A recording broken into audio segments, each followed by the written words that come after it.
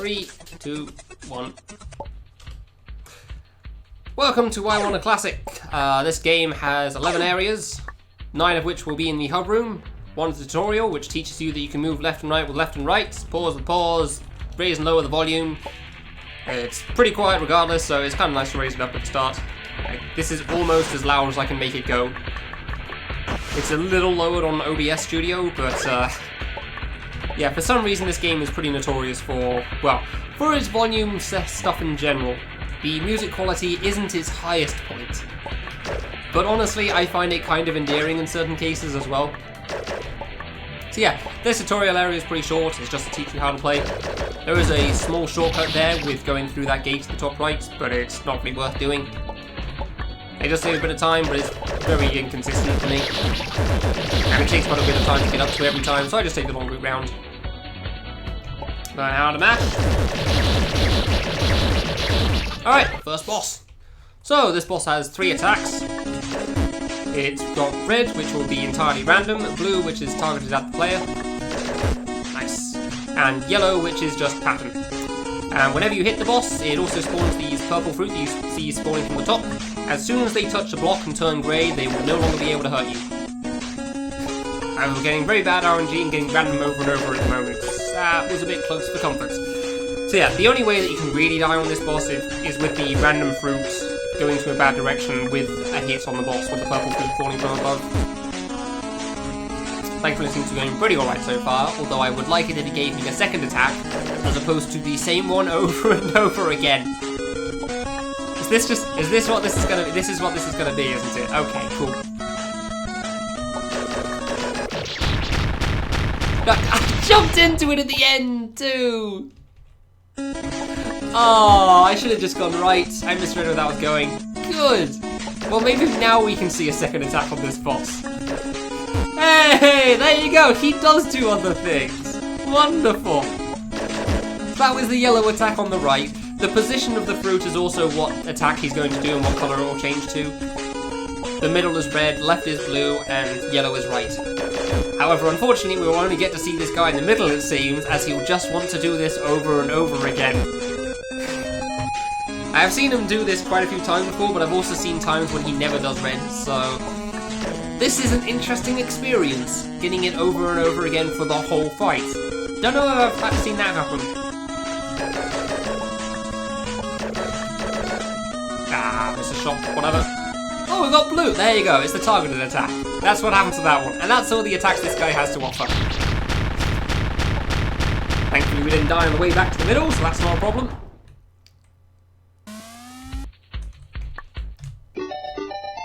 Alright. And onto the hub room. So, this is the thing we're going to be seeing quite a lot. Especially this first screen. This hub room has 4 screens total. And the warps to every area is in it. But for now we're going straight onto the classic area, which is kind of like the jokey area. The guy that made this game is called Runetian, and he's Japanese, as you can probably tell already. So there's a lot of things going on with this that I definitely do not understand. For example, well, all of the Japanese language. If you're wondering why we couldn't go left at the start, it's because there's a wall in the way. You've got to hit a trigger first before it will activate. Don't mind Blocky here. He's able to take it. He can take the hurt. We can only take 1 hit. This guy can take like 50. Don't worry, he'll be fine. Yeah, things like this screen. I'm not really sure what's happening, but that's fine.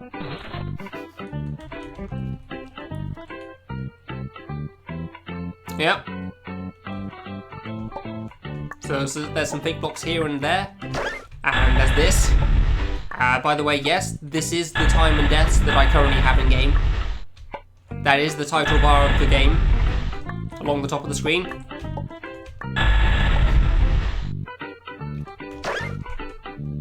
Basically, this area is actually really straightforward. It's probably one of the easiest, possibly easier than the tutorial area in some senses.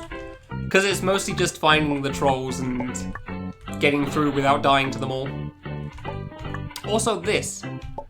So this is related to Nico Nico, so if you have a Japanese restream, this is going to be an interesting experience for some of them if nobody talks. That is also related to Nico Nico.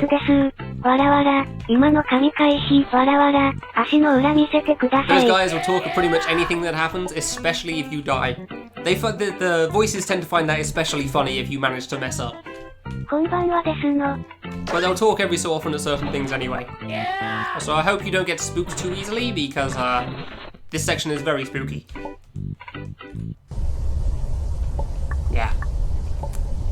Very spooky. You even get chased after by some weird creature thing. But thankfully we're out of there, so it's not too bad. We're only in the forest now. Nothing bad ever happens in a forest, obviously. Like, what would you possibly expect here?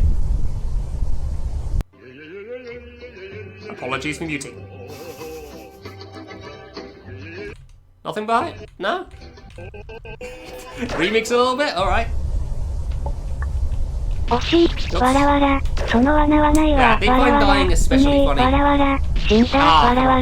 Thankfully the voice clip doesn't repeat if it's already in the middle of one, so... However, if it's not in the middle of one, it will decide to laugh at you again. There you go. Ooh, almost went too early there. Do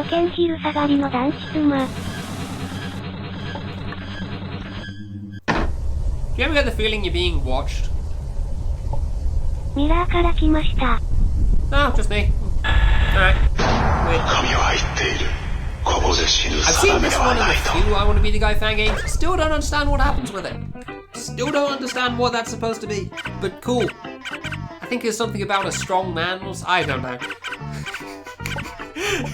This area is funny. And welcome to the guy called Spider Bro. He's a very different meaning in Japanese culture, but we'll call him Spider Bro. And he's a good friend of ours. Because just like Blocky from before, he can also take hits that we can't. So thanks to him, we're actually going to be able to continue with the game. Yay! Thank you, Spider Bro. We will now be leaving you forever. Don't worry, he'll be fine. We'll see him again later. Also, a good opportunity to save or kill the animals, because if I get the damage right, you can get rid of him. Oh yeah, I like to tell people to sing along if they know the words here. No matter how many times I face this boss, it never fails to make me laugh. Especially because I know what's coming at the end when the last one goes away.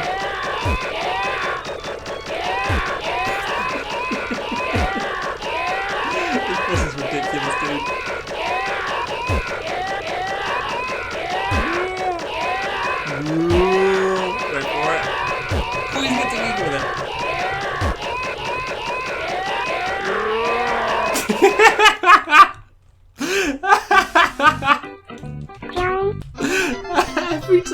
Every time! I don't know why I find it so funny. Oh dear. Alright, cool.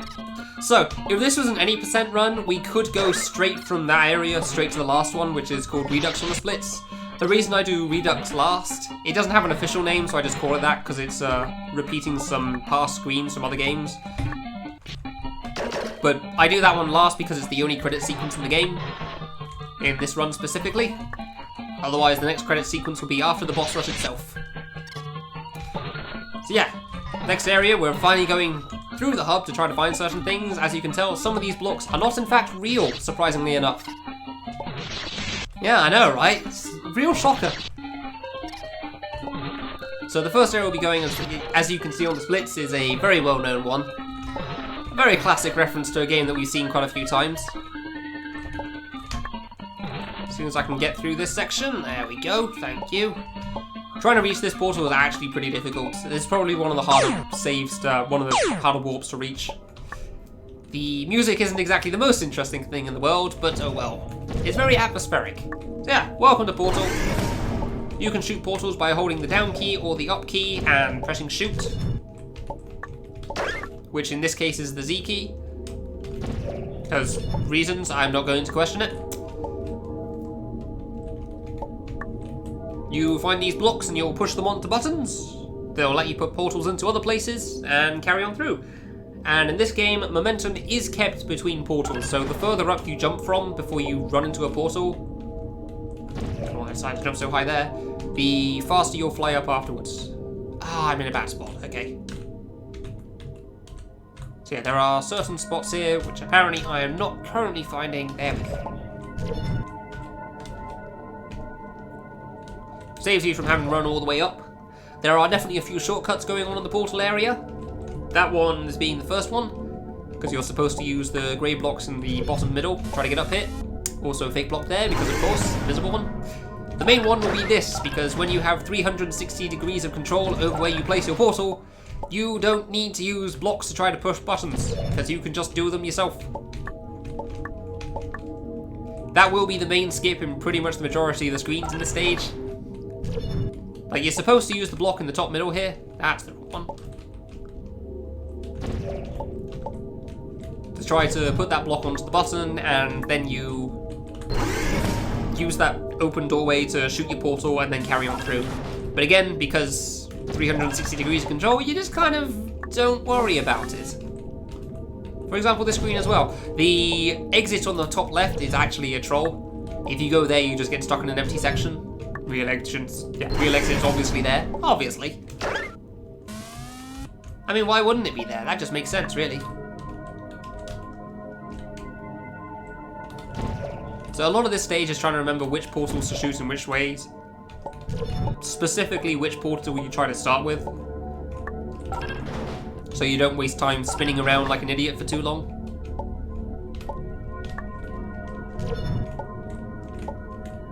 Alright. Not you.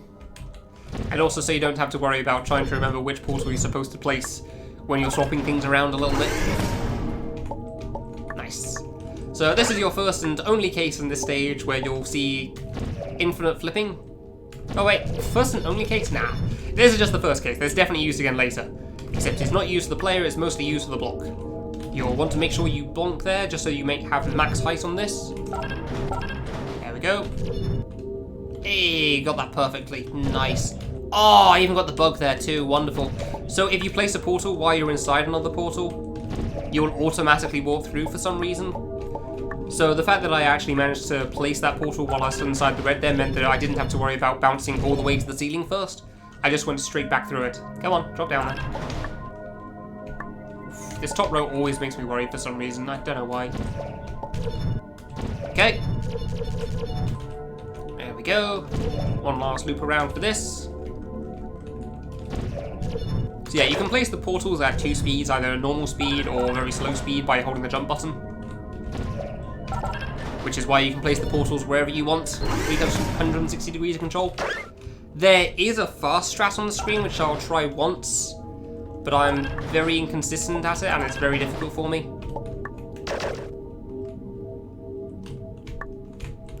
Yeah. You've got to try to jump off that platform twice. So you jump off it on the left-hand side, and you jump off it on the right-hand side, and it skips the whole screen, so it saves an awful lot of time, but it's also incredibly difficult to pull off. I actually found it a lot easier to just not do it, because it takes me so much time trying to get through.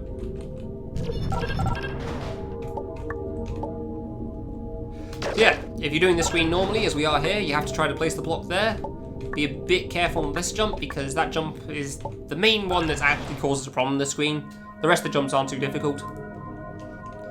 So that you can move this down here, so the block can go on the platform. Make sure you don't move that platform too low down, or the block will not be able to go on the button. And then just loop the block around again like we did in the first place, where we push it off here. Good. Now we can still die at the end if we manage to choke it, but hopefully that won't happen. And yeah, again, you can see why why it's better to go for the platform strat if you can pull it off, because it takes a long time for the platform to go all the way to the right, all the way back to the left, and then back to the right again. But it is far easier doing it like this.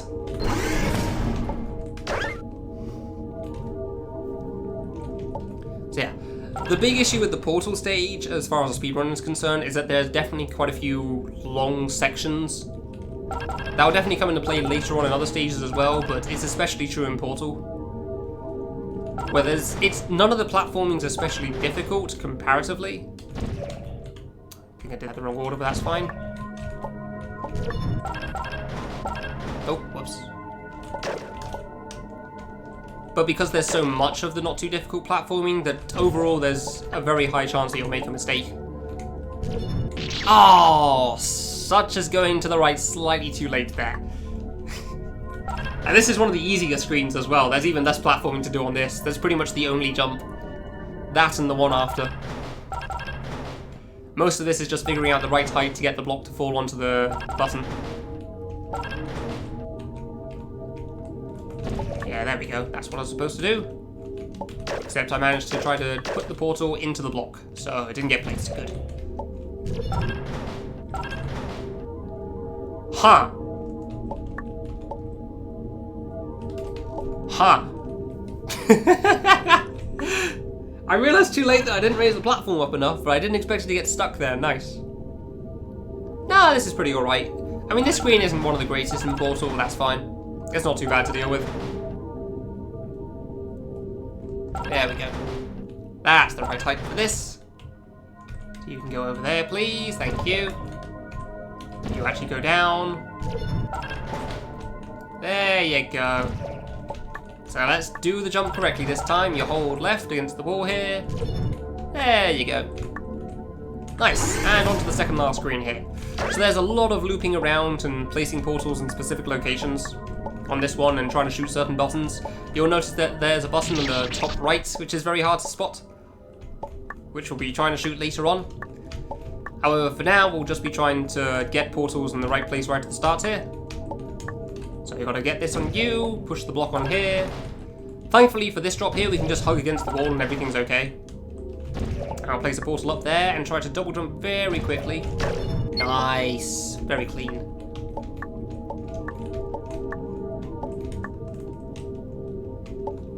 Shoot this button so that we can use the block at the end. Almost die to that. Good. Easy. Very nice. And onto the last screen. Now this screen is pretty infamous for me personally because in speedruns I pretty much never seem to first try it. Because this is the epitome of what I was saying earlier. Portal isn't exactly a difficult stage, but there's generally so many jumps involved in it that it's very easy to die to something. So the final goal of this is actually to place this block on the button right here at the start, on the left. But you've got to go all the way around the screen to try to get that to happen. So first you've got to get this block onto the button on the far left, which opens up this thing in the middle. Let's do this. This bottom left section is generally one of the ones I actually worry about on this screen. Like as far as places to die, this is normally the one that's causing me the biggest issue, specifically that jump. Not sure why, but it is what it is.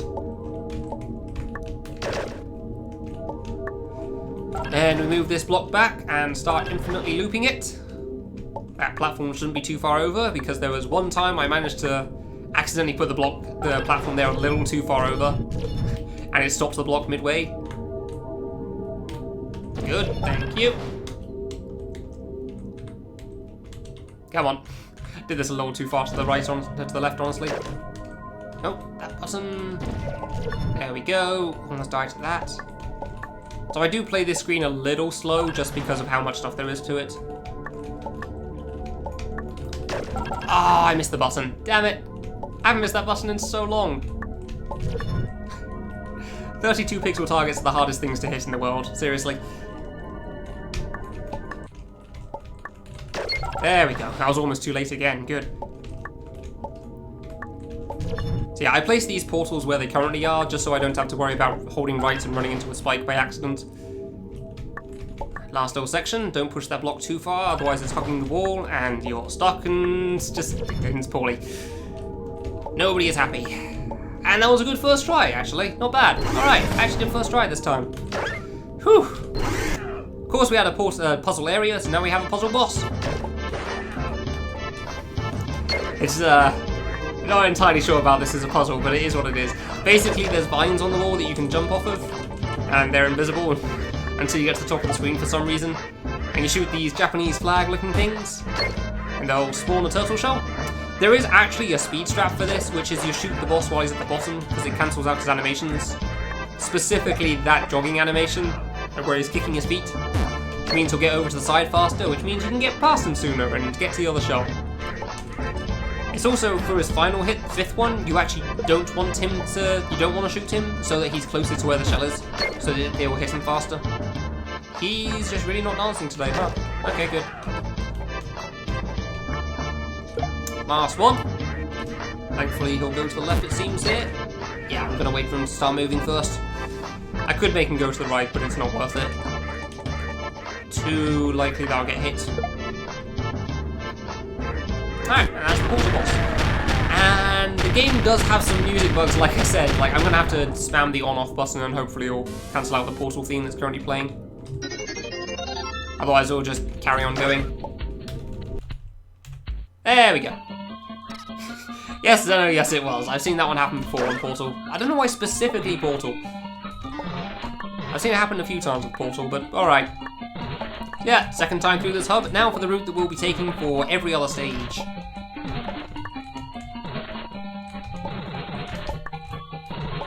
Nice. So this second screen is the one we'll be seeing a lot of, because it's where most of the routes are. I am a very small kid, and that will come into play on a different stage, but not the one we're currently heading to. Will also come into play if you're doing the secrets in this game. However, this is only trying to get to boss rush, which requires you to beat every stage in the game, not including extra stuff. So no secrets will be done here. There we go.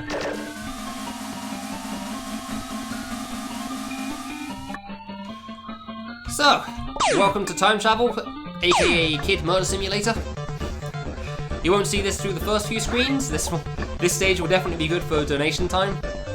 Yeah, you won't see this in the first few screens, but the aim of this is to get the red objects at the end using multiple versions of your past selves. The only way to create a new version of your past self is to actually die by running into a spike or something. But the first few screens don't have this available, it's just teaching the base mechanic. So, this area is simultaneously a speedrunner's best dream because it has a timer running so you can see exactly when to do things, and worst nightmare because you have to repeat things quite a few times and there's only so much you can speed things up. Like, there aren't really many fast strats in this stage, it's mostly just optimization. Go, and that's 4 blocks from the top so that I can jump up there. In the later screens of this stage, the maker was also kind of... he likes doing traps right at the end that will kill your player. So even though that you've got the item right to the end, you get to watch everything play out, which is simultaneously kind of annoying and also kind of cool, like when you beat a level in Super Meat Boy and watch all of your characters play through. Wait for the block.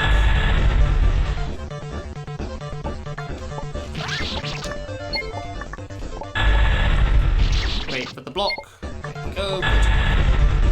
And this one waits until 10.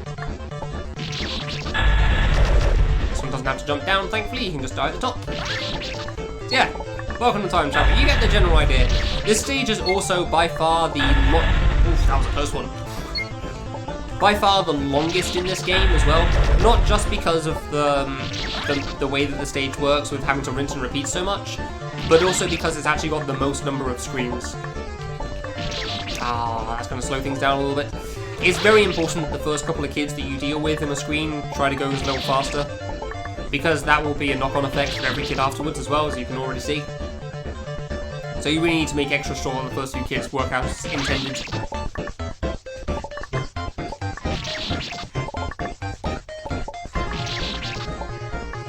Alright, wait for this, jump over in orbit. So yeah, pretty much every screen in this game I have some sort of note written down in the past when I was trying to figure out the timings and stuff to see just how accurate I can get it. There is one screen that I recently found a faster strat for, so I'm not entirely sure on the time for it, so I'll point it out when I get there. But other than that, everything pretty much has its set place. Yeah, some screens are pretty straightforward, such as this one where you're just going straight to the end, and some involve trying to time things well with holding buttons so that you can get through certain routes. A very important thing with dealing with the stage is that you really don't want to get ahead of your past selves, or at least the one in the lead there. Because the inputs are always kept the same for your past selves, but if the blocks that they were standing on are in different places, then they won't be aware of that and change their platforming as appropriate. They will still do the same inputs they did originally. Which means if a block is slightly higher up than it was when you first jumped on it, the kid will try to jump a little higher up and may hit the ceiling and fall and die. So you need to be very careful about that stuff. Ah yeah, the first screen that's past the parcel. So this is the first screen you see where the objective really is to murder your kids from one after the other. The character's called the Kid, by the way, that's just his name from these games. So yeah, you need to murder each kid to try to get the items slightly further on as time goes on. The important thing is to try to get, while you're trying to get as close as possible so there's not wasted time with the item not moving, you don't want to go too soon to try to pick the item up off of another kid. Because the clone kids have a bit of issues interacting with each other. Yeah, I really like this screen, it's really good. So yeah, even though your character may pick up the item from a clone kid, that clone kid will then may not also pick up the item from the other clone kid, and the item can get stuck. So you want to make, while you do want to be precise, you can't be too close, otherwise things will end very badly. Get off, wait until that, wait until 9.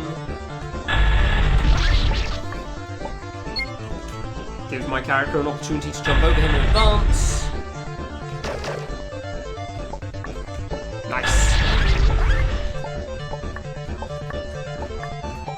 Okay, so the timing for this one that I normally do is when the blocks just hit the spike for the first two. And then when it covers the spike for the last one, just so I have a bit of extra time. Because again, that's the kid picking up the item, so if I tried going too quickly... Oh, wasn't paying attention there because I was super focused on talking. Because if I went too quickly, then the kids would pick up the item, and he'd die on the spike wall, closing in on him too soon. And then I'd have to try to deal with the clone kid picking up the item, while also picking it up myself, and trying to go fast enough to not get stuck. Nice. Alright, so this block will cover the spike, and then we'll go. Good.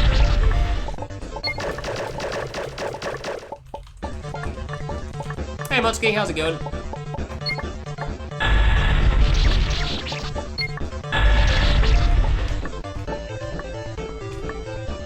Oh, well, the item got out from the block, so that's what's important there. I just completely missed the block at the end. But at least the item escaped the hole. So I can just jump along the blocks at the top and be able to pick that up again, thankfully. Completely whiffed on that somehow. Okay, this is going to be interesting now. I'm gonna have to try to dodge the yellow player, I guess. Yeah, I'll probably only go as GDQ if I get a run in, because flights are expensive.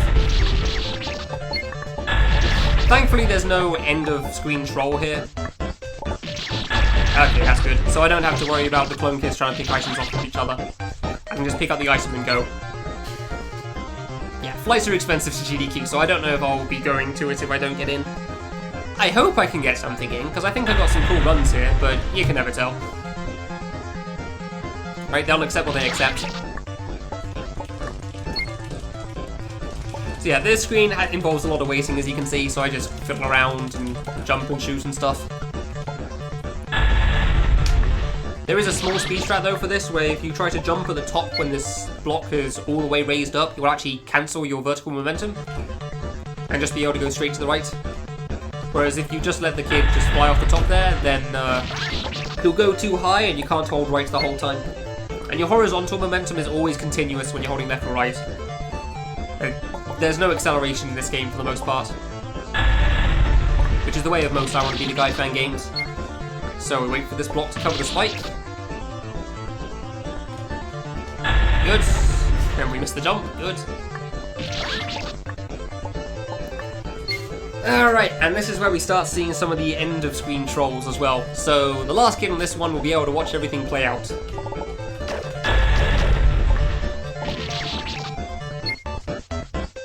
Blocks, so wait through here. Yep, there we go. Good. Oh, that's actually okay. That's actually okay here. The item got most of the way through the gate. I didn't expect it to be quite that fast.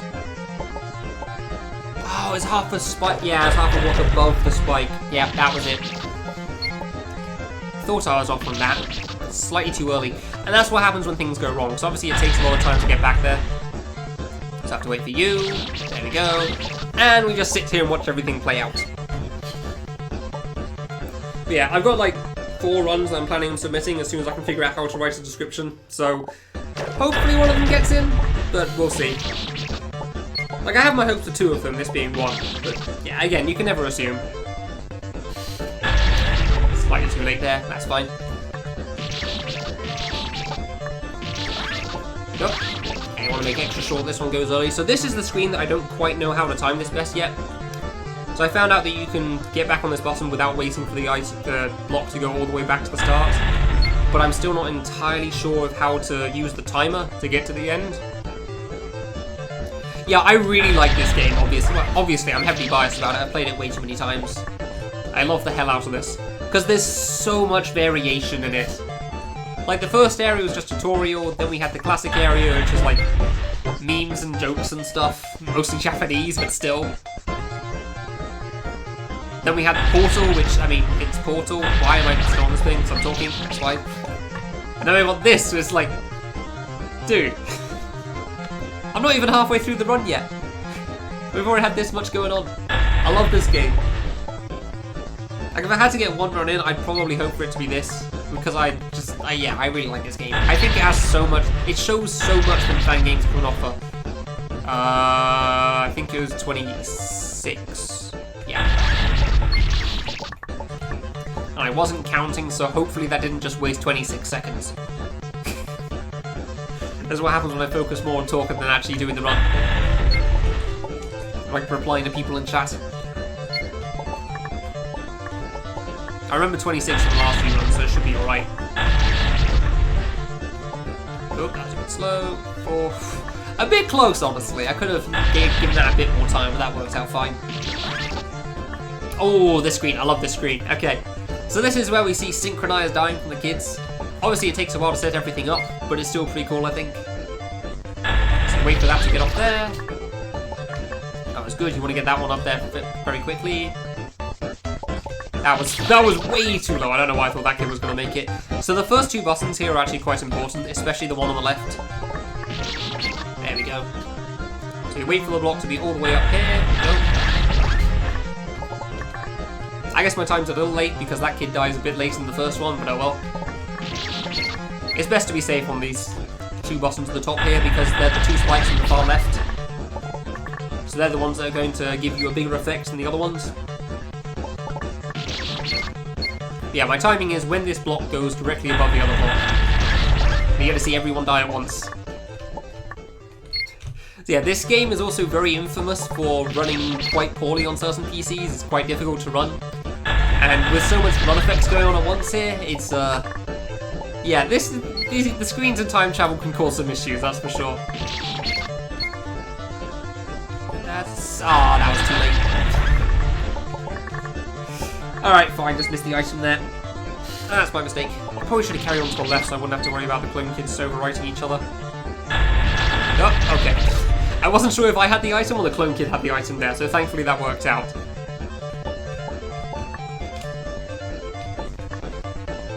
There we go. Dude, I always forget how many screens there are. It just keeps on going in the stage. Like, I know what the second last one is because that's the infamous screen. But it's the stuff leading up to that point that I tend to forget a little bit. 14. So yeah, another thing in fan games is that normally there's a suicide button because it was a thing in the original, I think, and it got carried over to others. But it's actually disabled for this game, for this stage specifically, solely because of the reason that it would let you cheese some of the rooms and just kill yourself faster. And also because if the kids aren't dead and they lose all inputs, bad things tend to happen. So if your clone kid loses inputs and he still has the item, that item will now be impossible to pick up and you have to reset. Ooh, that's a bit late. Damn it. That's a shame. Now, this comes into an interesting issue as well, because there was actually a slight problem when... Dude, I'm going too late still. A slight problem when Aruna was coding this game. So, compared to most I Want to Be the Guy fan games, the kid actually jumps a little higher in this one due to placing some code in one line instead of another one. However, when he was creating the clone kids, he placed this in the place that the majority of fan games have. So this means that while your character can work out perfectly fine, the clone kids can actually not die when they're supposed to. And this is the screen that it causes the most trouble on. So I'm going to get a talk for about 35 seconds while I press this button on and off over and over. The objective of this screen is to try to carry the item up across that tower on the far right with a bunch of kids, and then carry it back with one last one. However, this screen also has an end of screen trap, which means you get to watch everything play out. Unfortunately, the tower with the blocks in the middle has caused me a few issues in the past, in the sense that when I first run this game at an event, I have lost 10 minutes due to save locking twice. Now, thankfully, at this point compared to back then, I do feel a lot more consistent in the screen, so hopefully that will never happen again. However, the emphasis is on the word hopefully, because if it does happen, time does tend to get lost. Thankfully, if this does happen as a marathon setting, as I got to experience firsthand, you can just quit out by going to a save and pressing W, and you can show off all the other screens. So it's not the end of the world, and it did show off most of this stage as well. And at the end of the game, I could go to another save to show off the boss that got skipped, because it's a Rhythm Heaven thing, which is pretty cool. But yeah, something to keep in mind. So yeah, if your clone kid doesn't die when he's supposed to, like I said, he can keep the item, and clone kids trying to pick up... I don't know why I rushed that one. I've got to wait for the previous kid anyway, but okay. Clone kids picking up items from clone kids doesn't tend to work out too well, so the item tends to struggle a little bit with getting to the end. And then all the kids lose their inputs, and then you can't pick it up at all because the kid just doesn't know what to do. And by far, this screen is easily the longest in this stage, because of how much rinse and repeating there is going on the far right here. Oh, the kid actually made it, nice. I thought he was going to die. I was going a little too close to the gravity difference. So far, it seems to be going alright though. The screen is pretty cool. I do love seeing how close together all the kids can get. It's just a giant bunch of kids on the far left-hand side climbing the first little section. It's really fun to see for me. Oh, I bombed. Good. I probably could go with that, but I kind of want to keep them all together right now. I really didn't need to rush with the fourth kid here, so I'm not sure why I went for it. It's very important to get the first two there quickly, because they're the ones that will delay everything else out if they take a bit longer. So it really makes a big difference letting them go through for the first few seconds. Alright, down, wait for this. Double jump, just to make extra sure I get through there. And that felt pretty good, so hopefully we're okay. But because of the end of screen trap, as we said earlier, we are now going to be waiting for everything to play out, and hoping that it all works out fine. I'm gonna have a drink of water in the meanwhile.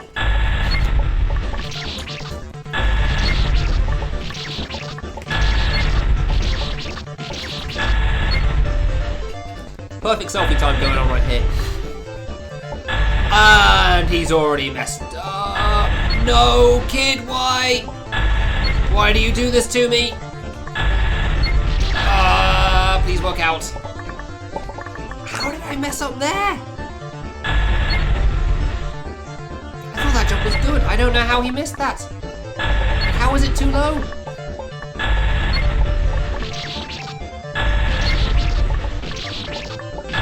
Yeah, I see the kid in the lower left now. I'm aware of that. I'm quite surprised that he's still there. Yeah, he missed the first jump? How was that too low? And the clone kid doesn't pick up the item.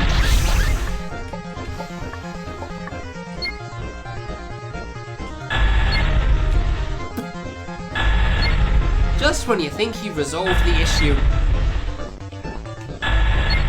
Just when you think it's all fine.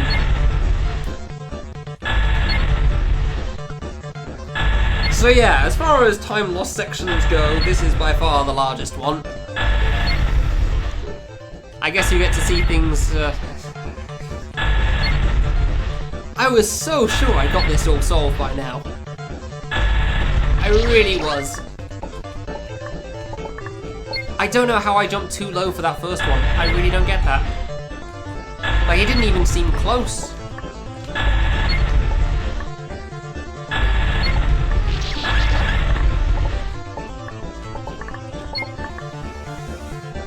I've spent too much time trying to, like, save it from those moments before. That's why I just figured I'd just go for it here. Ah, you missed. Good. I guess I cut it too close there. Fair enough. Well, that kid will stay in the corner, so we don't have to worry about him, thankfully. He won't cause any issues. Why is this screen such a problem? Seriously. Nah, this is slow, but whatever.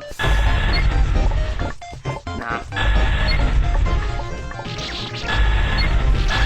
Hey, Frag, how's it going? Welcome to Time Travel, the second last screen. There's a reason this one's infamous for my runs and marathons, that's for sure.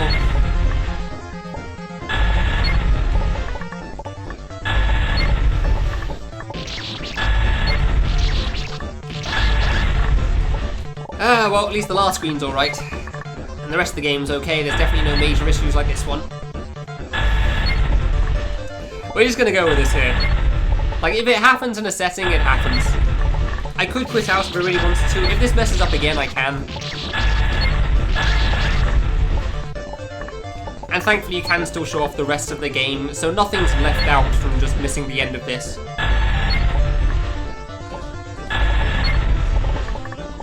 But it is still a shame if you don't get to finish a run properly, so... oh well.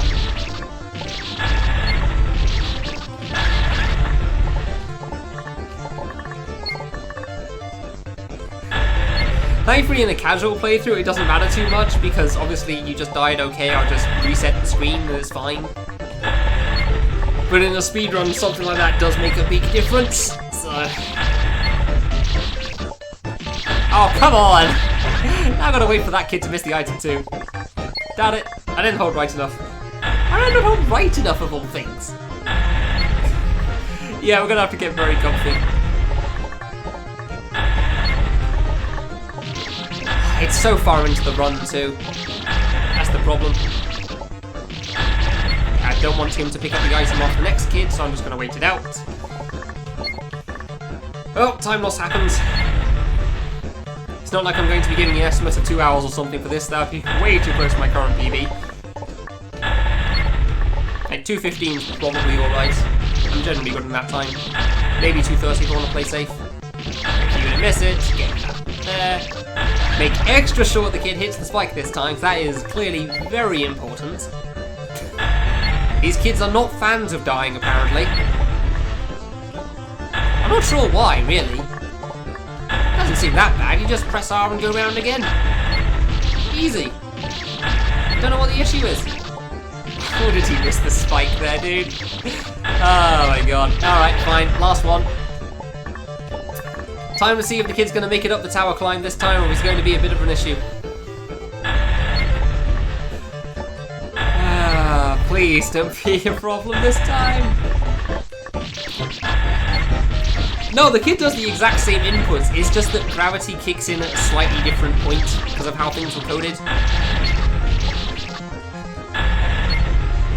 We wait here so we don't have to worry about double jumps. There we go. We're holding the jump button the whole time this time, so we made extra sure the kid was moving upwards. We never let go of the button until we were already on the block. So let's see what happens this time, shall we? Are you ready, kids? Yeah, no. The way Game Maker works is it has, like, it's all in the same frame or whatever, but it's like they play out in a different order. So instead of playing out the same time, gravity kicks in afterwards. Oh, what do you know? That's how it's supposed to look. Hey, you made the thing. Okay, cool. We're going to the last screen. So welcome to this. I hate that screen sometimes, dude. I love it, but I hate it. Welcome to the final screen of this stage. This one's more about predicting the future compared to the other one, so you really do need to remember specific times. So 17 seconds, you let this block go up so that the kid with the item can come back. At 27, you get off this. You want to give it a couple of seconds between each, because otherwise you'd have to go around again with the first couple of kids, and that wastes another 20 seconds. I pressed the button there for a little bit, so I can press on this one a little sooner. Then you wait on this one until 25, and then the last kid should manage to get off the platform at the top at around 23. But again, you give it a couple of seconds leeway between, just so you don't have to go around again. The second last screen, dude, why is it such a pain? Just when I think I've got it good, there's always something new for me to learn about how it can go wrong.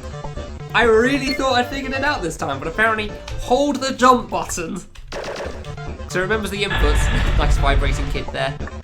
You still get your single jump, so it's not too bad.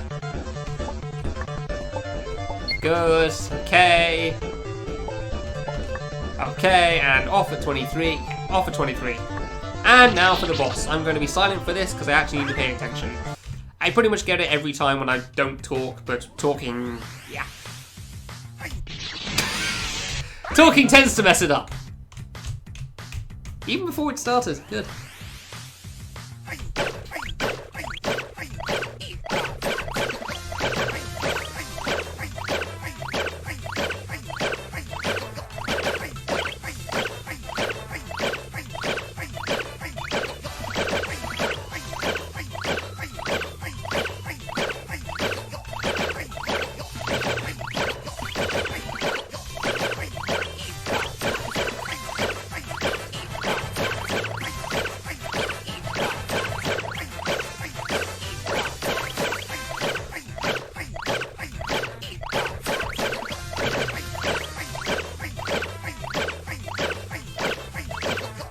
Shut up, Bushy.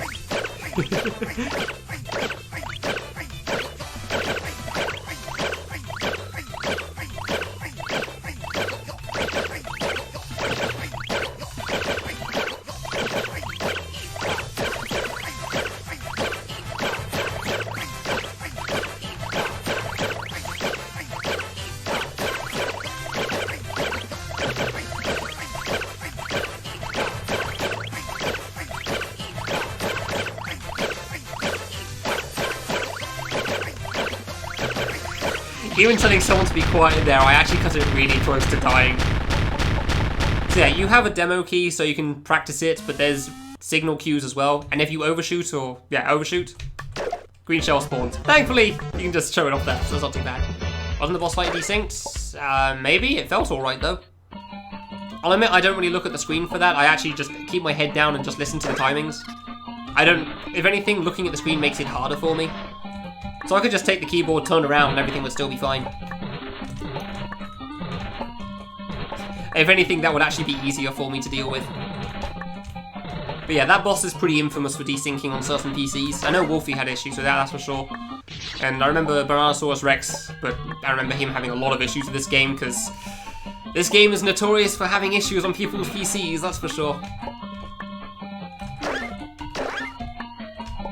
I'm actually not going to save here, because there's a weird bug here that when you're the small kid on the screen, you can only use the saves once until you reset. Yeah, no, B-Rex on time travel, I'd never seen it as bad as what B-Rex had to deal with for the time travel boss. I have no idea what was going on for him, but it was a mess. Eventually he did get it sorted out, but even still, it wasn't perfect, so yeah. Nice. So don't worry about this screen, we're not doing the secrets, so we just carry on through. Over to ROM Room. So the thing that's special about ROM Room is that there is a foreground and a background. There are portals, well, warps between one place to the other that will give a bit of an effect to show off where the kid is at any one time, whenever I'm going from one section to another. But it is very easy to lose track of him, especially in some of the later screens. So I'll try to point out where I am at any point, but I can't do anything otherwise. So currently I'm going to the foreground. The foreground is not too much on this screen, thankfully, it's pretty clear. So you can see a lot of the background and what's going on. And back to the background, in the top middle.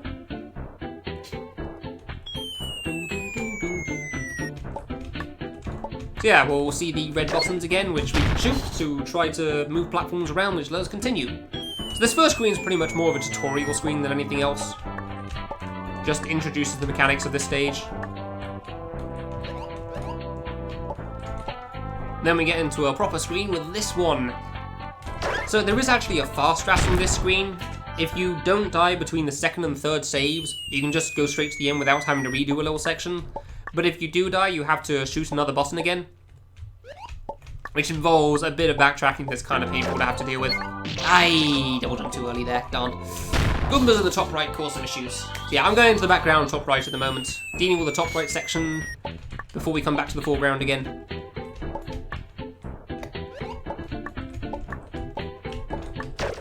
Huh. Normally don't get one there. Alright. So yeah, back to the foreground to go to the right. We'll be bouncing off the Koopas to shoot the button on the far left.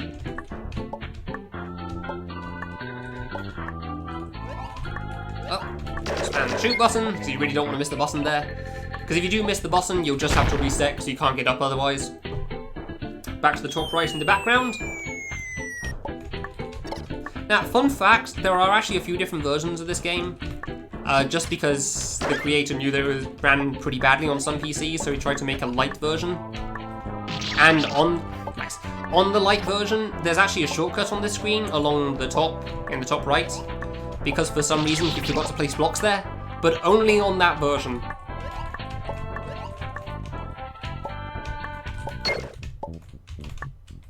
I couldn't tell you why, but it is the way it is. So yeah, the button we just hit here, however, for this save, if we don't die when we first get to the next save, we'll be able to just carry on straight through and not have to shoot that button again. But if we do die in the final save, we'll have to go back round, which wastes a lot of time. Because it involves you have to drop down past the Paracoopers again. Because for some reason the trigger's at the bottom on the right of the save, so that you can actually get to the button. I don't know why. And if we first tried everything from the first save to the second as well, we could have just double jumped to that button and dropped straight down, because there'd be a platform down there.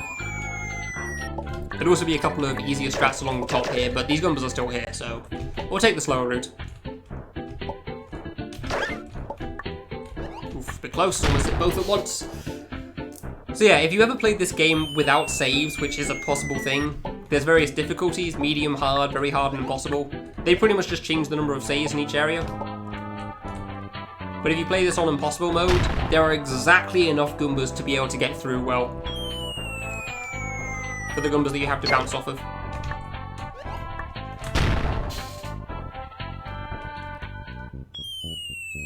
Alright, so thankfully we did this fine, so we don't have to shoot this button again in the top, middle, and the background. Just go straight to the foreground, back to the background on the top right again, and go straight to the end. Don't have to worry about the Paracoopers again.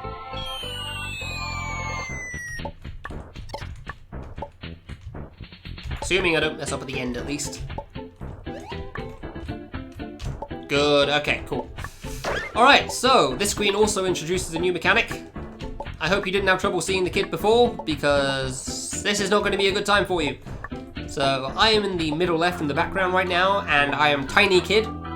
So the green and red arrows on screen will either make, the green arrows will make the kid regular size, and the red arrows will make the kid a quarter of the size. Yeah, so he's very, very small in the background. Currently in the foreground. However, if you are a normal kid, these jumps in the foreground are actually possible, but they're notoriously difficult. And it really isn't worth it. But being Tiny Kid also means that we bounce 4 times as high off of the Paracoopers. So we can get all the way to the top very easily.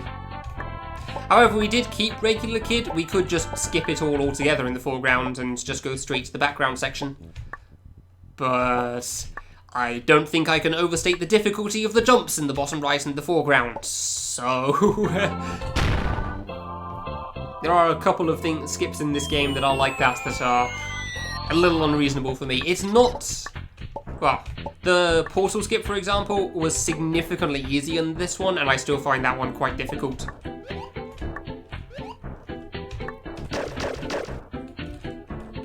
Just tap along to the side to make sure I don't accidentally run into something. Bounce off a Goomba so we don't die in between them.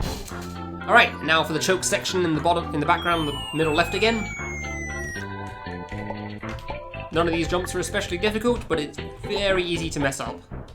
Nice. Oh, good. Thankfully dying to the Gumbers there doesn't really mean much. This is right at the start of the save anyway. So now we're going to the bottom right in the background. Going around for these Paracoopers back here. I'm still not sure why there's a Paracooper in the bottom right, because he's not useful for anything. He doesn't help you get up the platforms or anything. He's just there.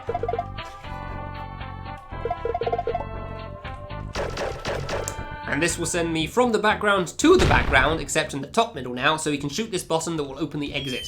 However, the exit is very small, which means we need to turn tiny again so that we can get through it. So you see a very, very small opening in the bottom right in the foreground right now. So we just do the same thing as we did on the first save. Get back to the foreground in the bottom right and carry on to the next screen.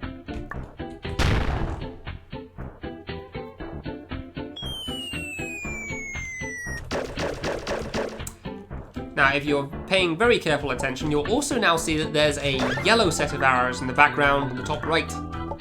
And in the bottom left as well. So, green makes you normal, red makes you tiny,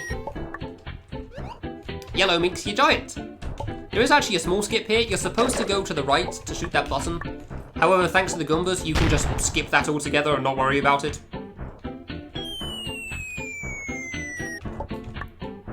Have to be careful here, because while the kid is 4 times as big, he jumps off the Paracoopers a quarter of the height that he normally does. It's very, very small, so you got to make sure you double jump very quickly. Oh. Alright, that's a new one. Don't think I've ever died to him before while big. I've got to be honest, that was just funny to me. Oops. I forgot to hold the jump button down there. Whoops. Oh, really? I was going to say thankfully I killed both Goombas, so it wasn't a problem, but oh well. But thankfully the save isn't too long, so it doesn't matter too much if we die. It doesn't lose too much time. There we go. I can't believe I died after getting the button. I'm basically done at that point. How do you die here? I knew I jumped on the Paracooper way too low, but I figured I'd still make it. And then I was kind of panicking with the Paracooper shell going all over the place. I double jumped too early with small kids. Good, with regular kids. I was worried about dying, and so I died. That happens sometimes. Well, I said it's not too bad if you die here because it doesn't lose too much time, but I will admit that this might be getting a little on the excessive side. Especially with how much time we lost from the time travel section.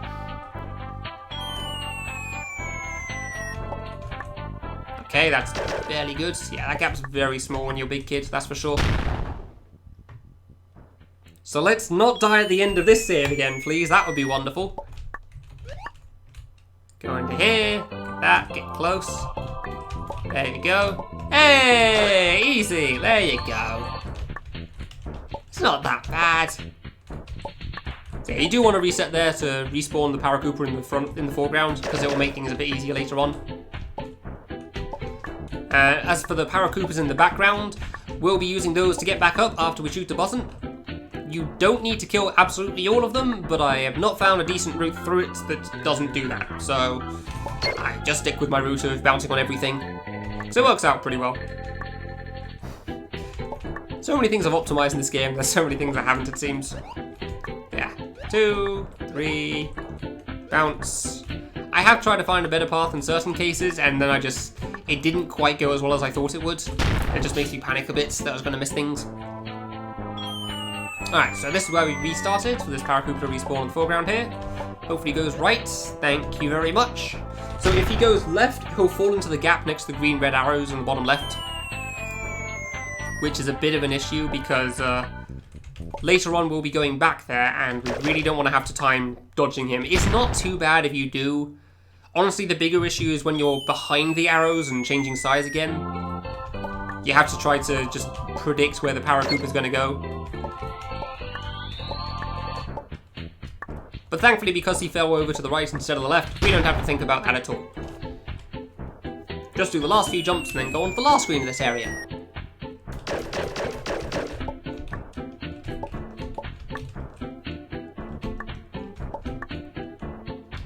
Nice. Alright. So if you remember what I was saying about there being just enough Goombas to beat this screen on Impossible mode earlier, on screen 2, there is just enough Paracoopas for the intended route for you to be able to make this back. However, I say intended route because there are a significant number of things that you can skip on this if you really want to, that mean that even if you play this on Impossible, you don't have to worry too much about being accurate on things. Like right now, I just skipped a Paracoopa on the way back. You can bounce off of one, but you really don't need to. Careful on the spinies, reset here. Just to reset the Goomba cycle. There is a very big skip on this screen. It's not difficult to pull off, but it does save a lot of time. So there's a Koopa in the top right here that will be using his shell to try to get rid of these Goombas. Now the intended route is that you're supposed to hit the button on the right and then go back along the bottom, because the blocks down there are fake, so you'd have to shoot it while falling down.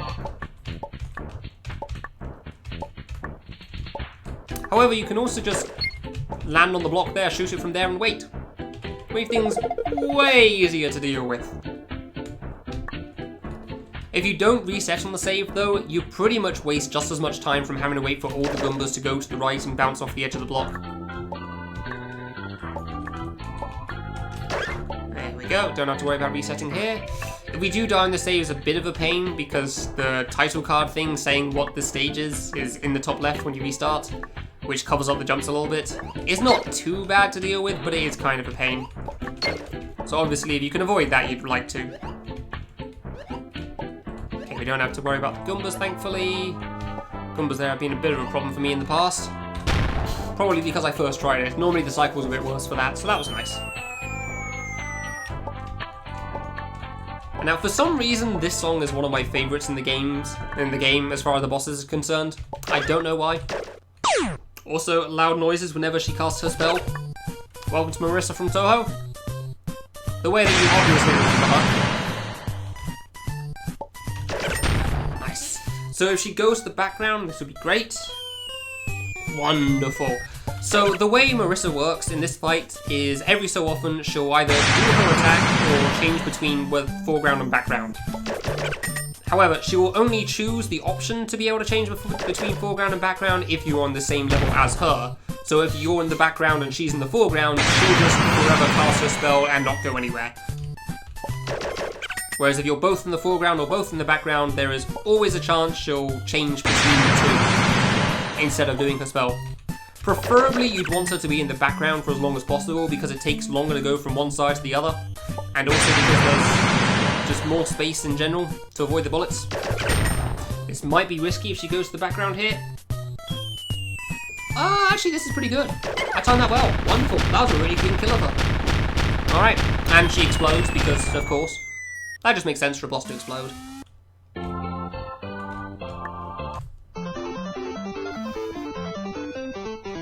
Very nice. That was a pretty good run room, honestly, overall. Pretty happy with that.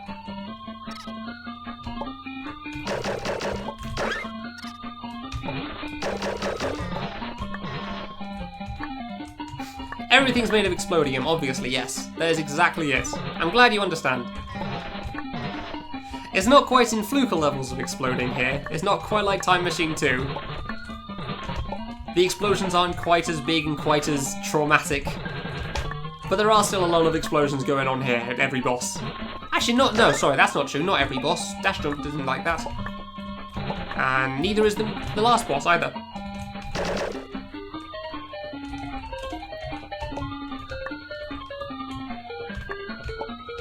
Alright, so over to mini area. If you can't tell what the gimmick is here, I think it's pretty clear cut once you get into the full screen. So, now you've seen one screen in a fan game. How about a quarter of a screen? So this screen is pretty much more like your typical I want to be the guy fan game here. With off-screen traps and triggers and buttons going on, and apparently lag. Interesting. And you just having to try to predict what's going to happen to try to mess you up. But yeah, the kid is also not made for being looked at this close together, this close to the camera, so at certain points, if I'm not moving, you can actually make out the kid's eyes being a little funny looking. They aren't quite the right size. Don't worry about the stuff up there, we don't need to think about it. The underboss explosion is quite traumatic. I won't disagree with you there, yeah, that's fair. I was saying this game had issues on PC, but normally I don't have them. Interesting. Don't think about the save there, it's actually a trap. You can tell because the words are upside down, the word save. So if you shoot that, it disappears and you're just stuck behind the spike and then you're sad.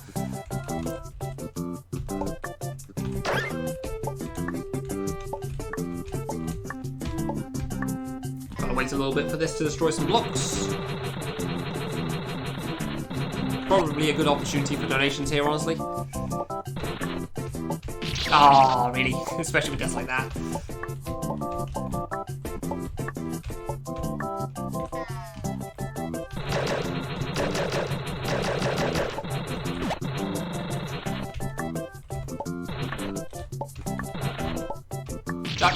Nice lag there. That actually threw me off on the jump, so I double jumped too early. Do this as a pacifist run. What, you mean you don't kill any of the small Waddle Dees? Yeah, you can do that. I don't think there's any Waddle Dees you're required to kill.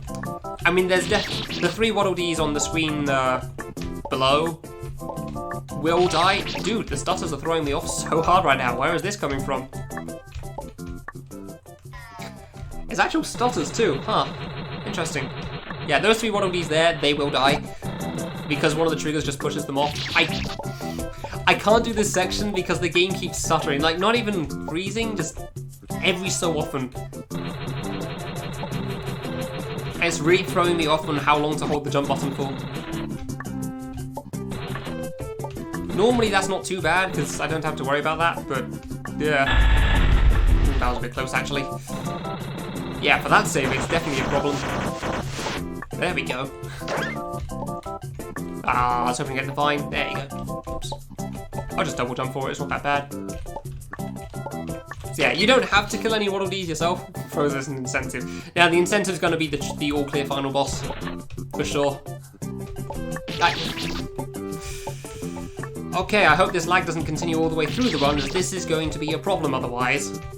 Yep, that's for me. Ah, don't run into the Waddle Dees again. I keep walking off there right now, losing my double jump.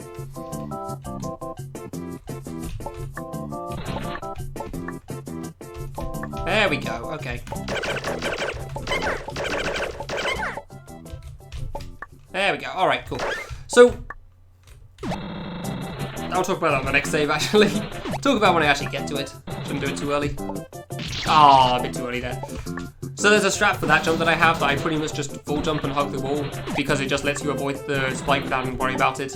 And there's some springs at the bottom, so I don't have to worry about accidentally running into a spring and being bounced into spikes. There we go. And those 2 springs are just there to make you panic. I'm not doing the saves donation incentive, that would be really stupid. It's not all that interesting to watch unless somebody does it, unless you beat the thing. Kind of like some of the last levels on Dustfall, so I could just imagine people getting a bit bored of that. Nice. So there's a fast strat here, there's a button you're meant to hit on the next save, which moves the camera to the left one screen and then shows something moving. However, because you can shoot it on the way down there, it's the blocks on the far left here. The camera shows the wrong screen while the blocks disappear.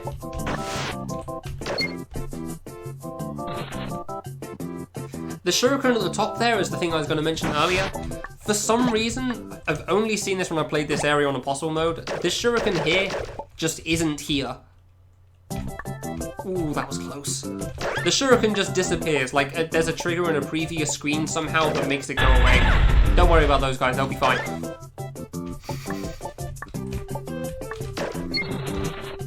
I have no idea what makes that shuriken disappear still. Ah, whoops. Yeah, there's nothing I can do about those Waddle Dees. They're gone. The game murders them.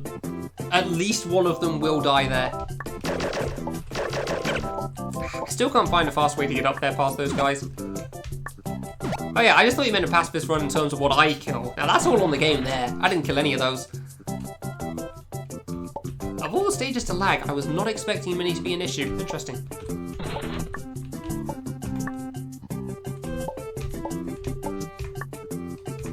Oof, at least still got through that jump, so that's nice.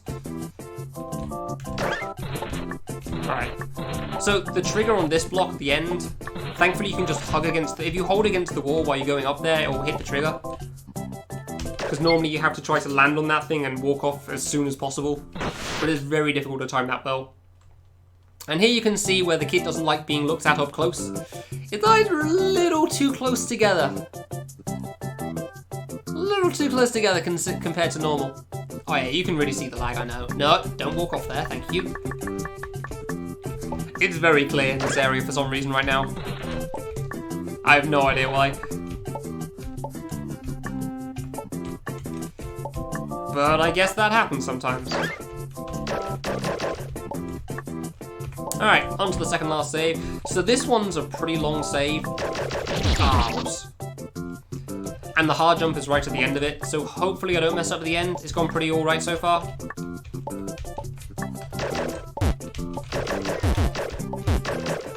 Hey, nice. Yeah, the spikes aren't all straight as well. Because of the camera thing. Like, you can only notice it if you're looking very closely, but yeah. Things aren't made to be looked at up close for the regular stuff. It messes up just a little bit. Right, I guess I'll wait for the platform again, that's fine, sure. Actually missed the platform there, nice. If you jump while you're inside a platform, yeah, jump off it like that. Okay, that should be good. Yeah, good. That last jump can be a bit of a problem sometimes. And this platform here is fake, so we can't land on that anyway. Then we've got the last few traps here. One over a pit, over a spring. There we go. Now for the other song that I really like in this game. For some reason. The boss isn't anything too interesting to talk about. Every so often he'll do an attack, one of three. Either bombs, seeds from the top, or spawn a smaller wallaby that you can also kill. You can only hurt him during these attacks. Otherwise, yeah, everything just bounces off like that. There was a bug I found about 2 years after I first played this that is really difficult to pull off. And as far as I can tell, it only works on the bomb attack as well. If you shoot him the instant he does the attack, instead of doing the attack, he'll just get locked into the arm throwing animation. Which is really good for going fast because it means you can always hurt him, because he'll never be running around and you won't be able to do damage. However, I've only been able to get this like twice, maybe 3 times, and I've never seen anyone else pull it off. I've watched a lot of people play this game to find various things. So you pretty much just have to hope that he does the right attack and that you shoot him at the right time. But yeah, there's only so much you can do about it. Otherwise, you just carry on through and eventually he'll die. With explosions, because of course. Where's the song from? A Kirby game? I don't know. I don't know where from specifically.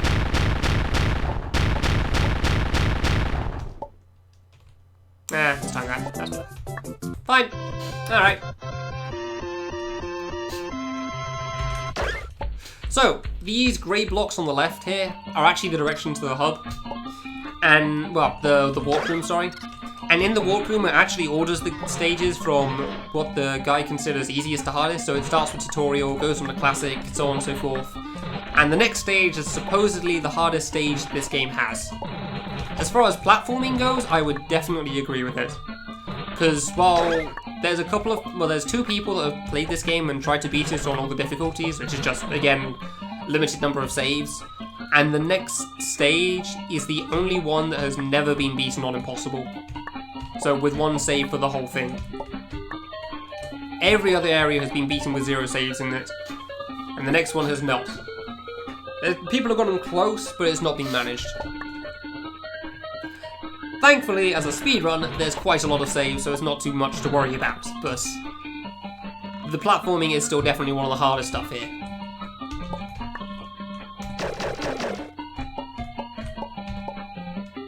Just gotta do this drop from up here, because for some reason it's easier from here than the lower blocks.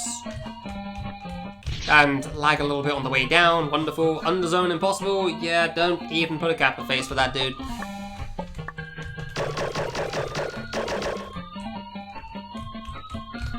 There we go. Nice. It's easy from that specific height. Don't know why.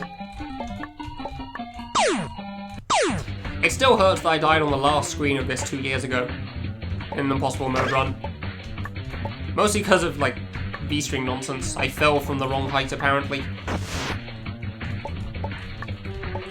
So yeah, that was fun. I do still want to get that done at some point, but yeah. Didn't feel like a good death. And it's the last hard one as well that could possibly have killed me. So it really sucks. Yeah, anyway, small skip right to the start of the first screen that you might have seen where I just go straight for the platform and then just jump to the edge. Normally you wait for the platform and then let it carry you over, but you don't need to, thankfully. Reset here for platform cycles. The next screen has one of the bigger skips in this area. Oh, assuming I don't lag and somehow double jump instead of hitting the ground. I'm not sure where these stutters are coming from, honestly. I really don't understand. Good, that jump can be a bit of a problem sometimes. So yeah, I have a specific spot for the next jump because it's actually really difficult. Like another notoriously hard jump. Thankfully, if I stand exactly here... Ah, double jumped a little too late there.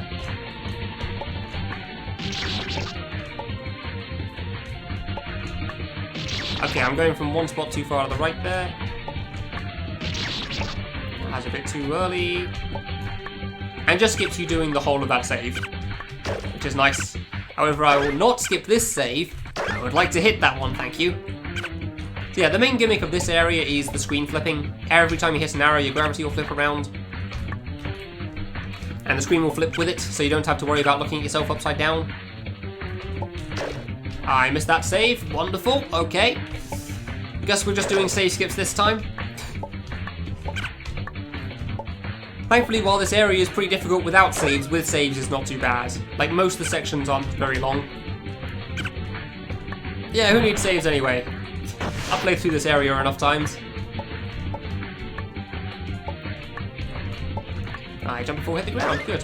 There is also a minor skip on this save that I'll attempt once, but I couldn't find a consistent strat for it. Okay, apparently I just did it, good.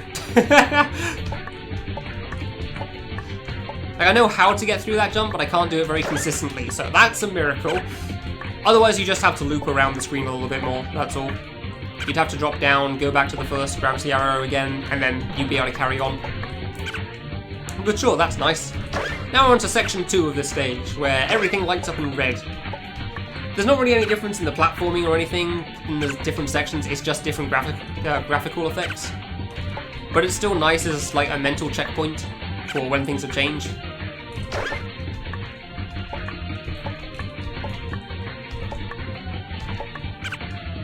I could mention the fangam.es/jumps page for this point when I'm mentioning that the gate jumps are kind of the hardest thing here, but I probably wouldn't want to crash the site.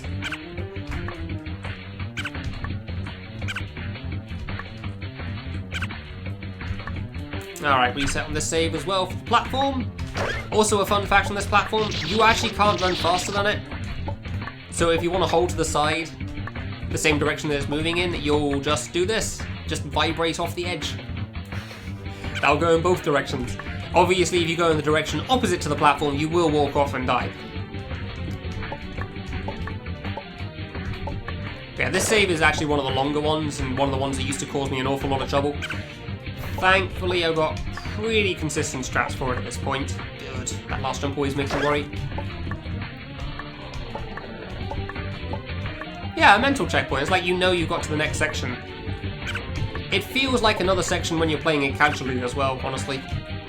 Because suddenly there's an effect going on and it's cool. And there is a small fast strat here where you can avoid pressing the gravity arrows a couple more times.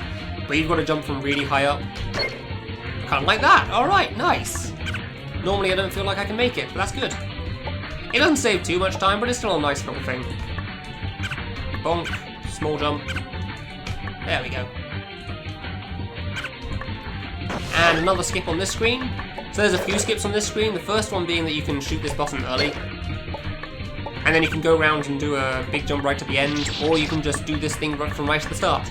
And just skip pretty much everything. The button helps just have to save some time on the next save. Nice. Second try. That's actually really good. That jump is not easy. There's a reason it isn't the intended path. It's supposed to be used to block you off.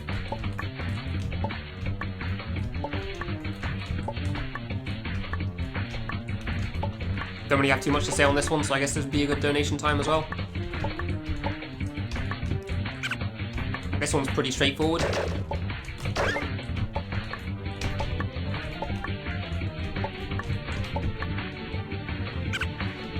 Alright.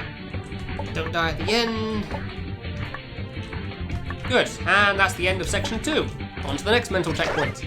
So the last couple of sections aren't actually too long, so this blue screens, the blue graphical effect will only last for 2 screens. If you're going for the secrets, then it would last a lot longer. But obviously we're not trying to do absolutely everything in this game right now, so we'll just show off this. We'll just go through it as soon as we can, which apparently right now is being a bit of a problem. Thank you, there we go. Normally it's the second blue screen that can cause issues as opposed to the first one, but okay, yeah, that's what I get for not slowing myself down there, fair enough. That's why you double jump before doing those, so you don't accidentally run into the spikes.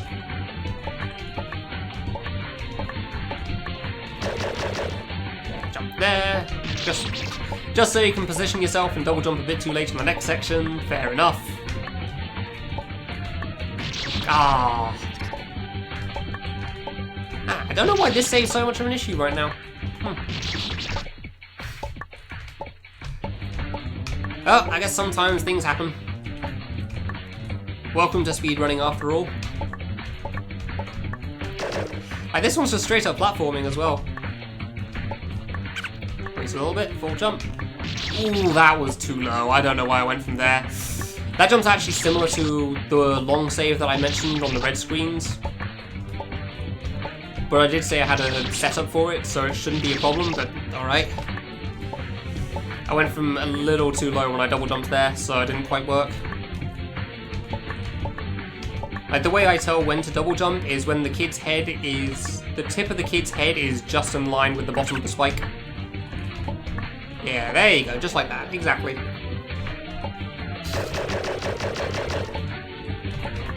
Ooh, nearly double jumped too high there, that was a bit bad. Alright.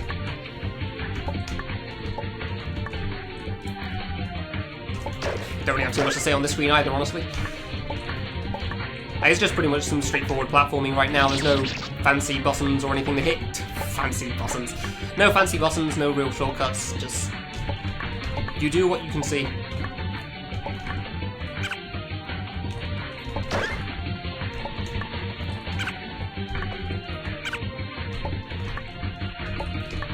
Man, I've died so many times on the screen when I was playing this on Impossible, that's for sure. I can point out the part that I died on the next screen as well. Whatever, you don't need that save. I don't know why I kept trying for it. So, a small skip here. Yeah. If you hold left at the right point, you can avoid going all the way to the bottom. Just do this. And that bonk right there, that's where I died. Because where I just double jumped from the timing, I couldn't do that in my PB run. So I was in a slightly different spot. So that was how close I was to beating this area on Impossible. We don't need that save because this last section's easy. It's the rest... it really was so disappointing. Exercise and patience? It's pretty fun. Just a difficult platformer. Don't even need that save. Welcome to the underboss. So obviously the hardest area for platforming would have the hardest boss. The difficulty is your emotions and trying to deal with this crying girl with a giant anime head.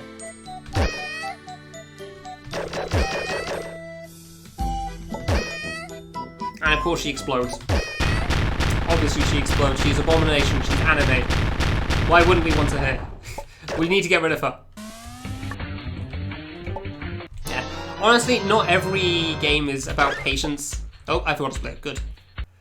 Not all I Want to Be the Guy fan games are about patience, depends what you're playing. Oops. But personally I think this game's really cool because it has so much variation and things. I'm not going to say this game's easy. for sure. Even if you're just going for a regular end like we are here. Well, even if you're just going for beating the areas that you enjoy. It's pretty tough. Compared to the majority of games that exist out there. But nah, it's pretty fun, I think. I like it a lot. Like, there's something different in everything. Like, you got, again, portal area, you got the night cave area. Night cave area? The time travel area, ROM room with the foreground and the background. I don't know. A lot of it doesn't feel all that precise to me. It's not too bad. But I haven't... Well, I've been playing these games for a long time at this point, so I'm probably biased in my answer. But while it was difficult when I first played it, it never really felt all that frustrating. I can't take this save, otherwise I can't get to Night Cave area, which is next. So I need to use these blocks to raise up onto the first screen again. Obviously you hear that a lot about these, like, well, rage games or whatever. I hate that term, dude. Hearing them being called rage game, like, you don't play it because it will make you angry, you play it because it's fun. If you don't like it and it makes people mad, then no, dude, don't worry, I completely get where you're coming from as well. Oh yeah, bad quality incoming. I completely get where you're coming from because I've seen it so many times. Because, like, in the majority of games, you don't die. And in I Want to Be the Guy fan games, you die a lot. Like, I've got 78 deaths in this game, and this is a speedrun. The majority of games, if you die like 5 to 10 times, you've probably done something wrong. But in these things, the case is like, if you're dying, you don't worry about the death count at the time. You just don't. You're dying a lot is a guaranteed thing, like Celeste, for example. Celeste is probably a pretty good example, honestly. Like, it can take some time to get through the saves, but when you do finally beat it, it's pretty satisfying because you did the thing. Alright, cool. I wasn't sure if I'd make that jump. I felt a bit far away. I like this game enough that I've played it way too many times.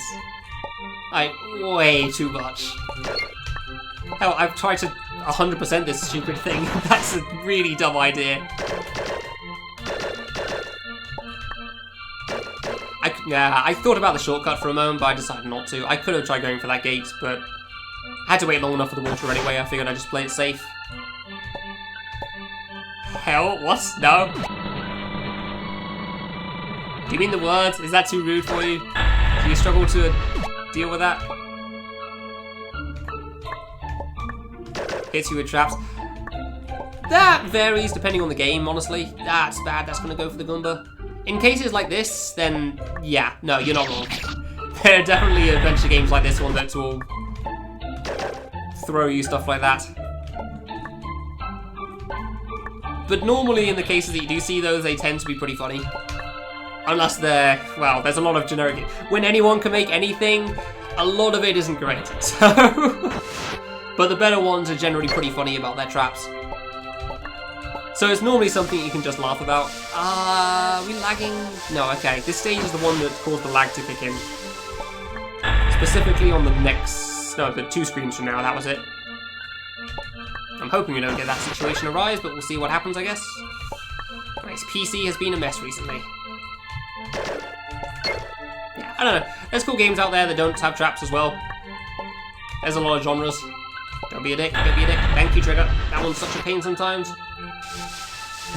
That trigger is genuinely such a pain to deal with. I don't know why.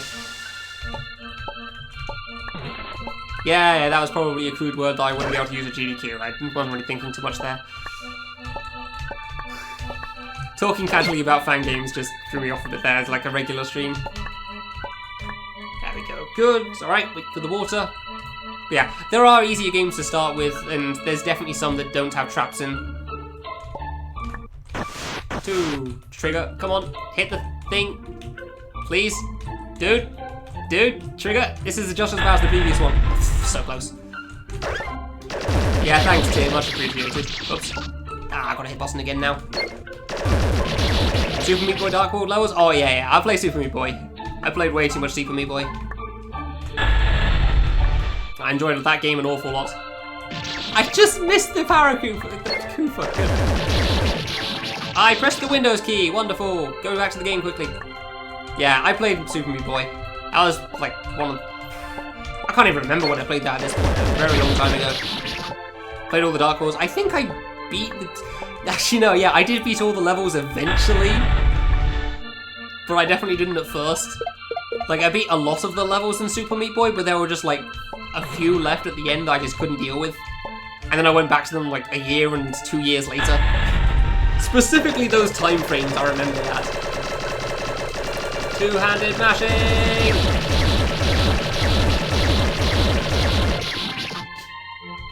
And tried to do the last couple of levels. I bonked and didn't expect to fall so fast. Good.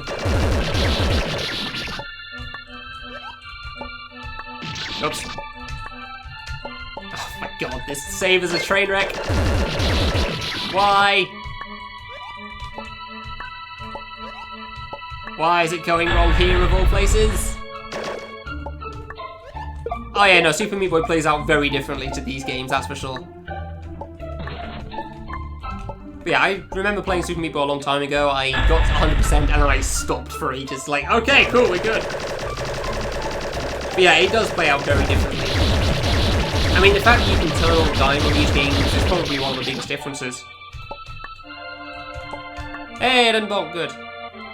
Oh yeah, no, I got Golden God, whatever it's called.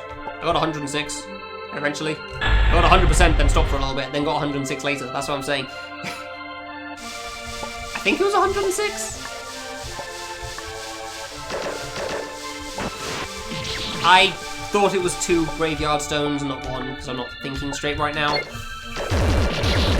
So I've been forced to do all the GDQ runs today because of PC issues, which is a pain in the butt. Ah, gravestone still killed me. Huh.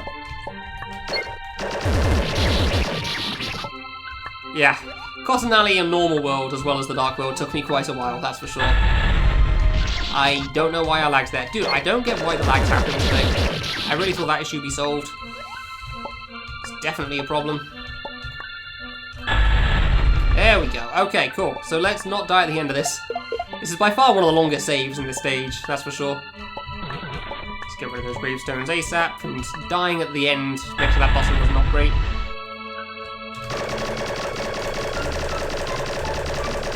I didn't mean it in the root, really. That's fine. Oh. Well, two-handed mashing has failed. Let's take it slow.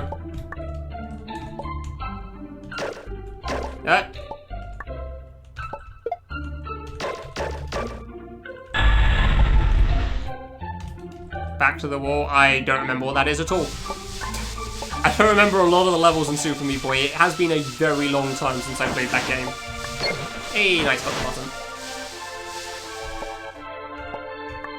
So we're still getting the slow FPS here, huh? It's not as slow as it used to be. It's like it's hovering between 49 and 50 FPS as opposed to the flat 47 from before. Because of all the water, I guess. But it's still definitely having issues.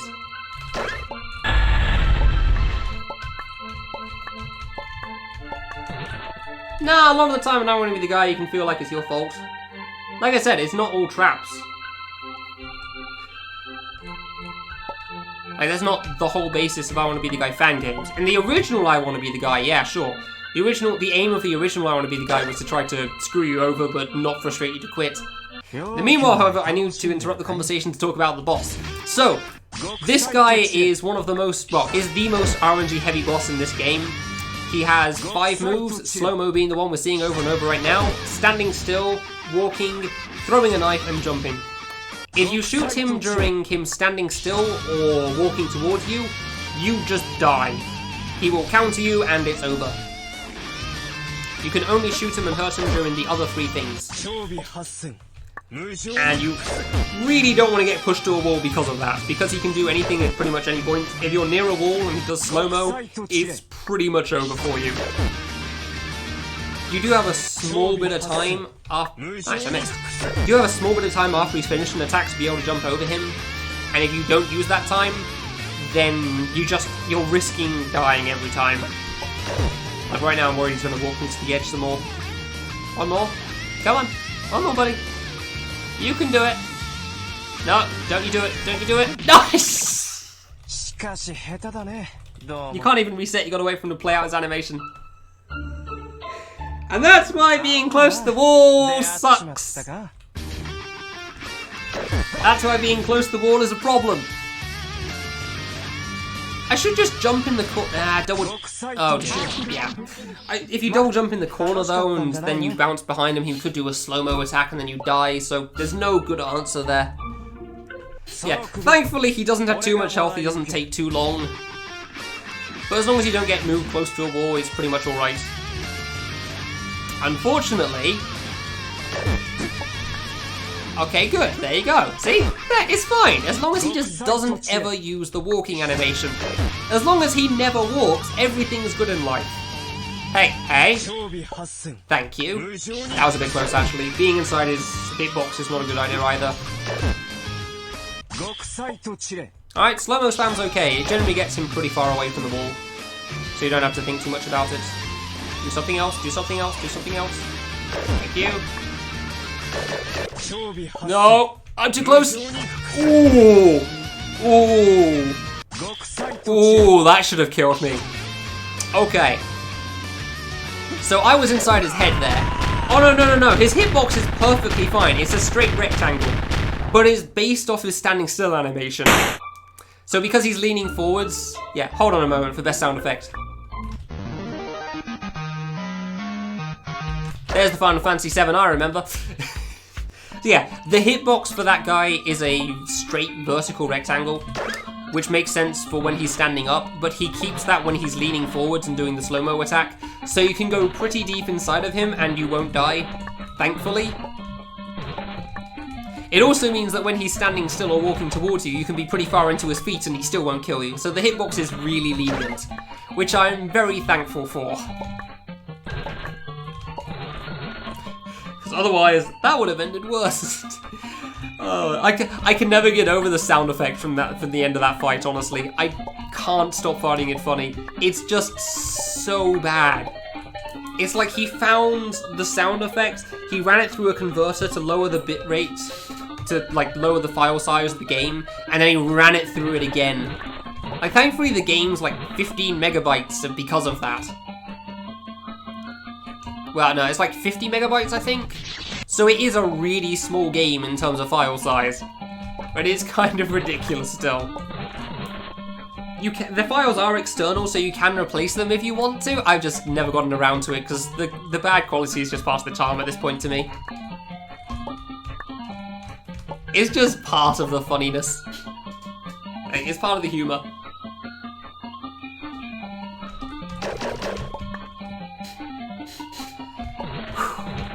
Anyway though, after all those screens, we will finally for the first time be moving on to the third screen of the hub. And the fourth screen actually, because we see them both together both times. So, these are the last two areas that we'll be going through the hub for. No fast strat on this, unfortunately. There is a fast strat for the final section, but we'll talk about that when we get there. That skips a couple of things in this hub, but it's also a notoriously difficult jump that we won't be worrying about. You think the couch is going to be talking? They are there to be decoration. I talk way too much for the couch to say anything. I mean, they didn't say anything during Stinky's Nang run either, surprisingly enough, and that was definitely more of an opportunity.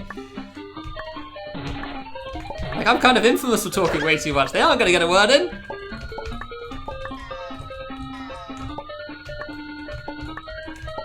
They are there to be background decoration, and damn it, they try their best.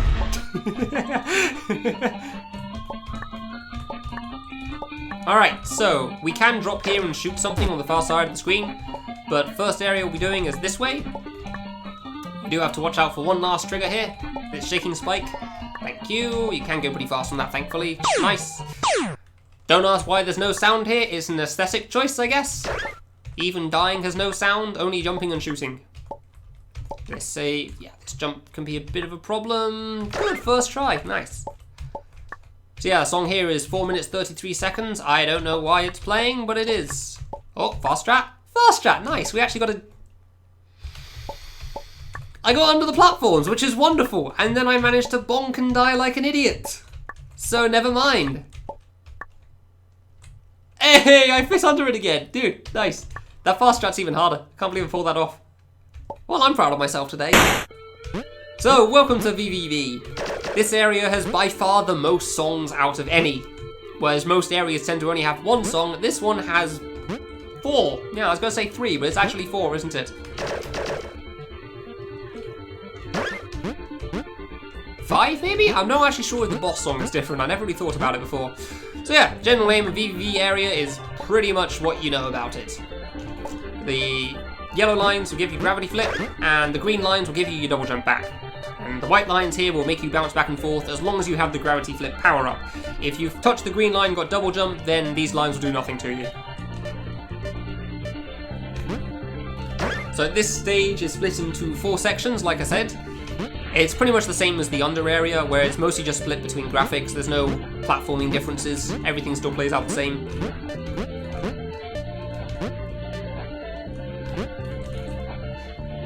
Yeah, it's also pretty straightforward as well.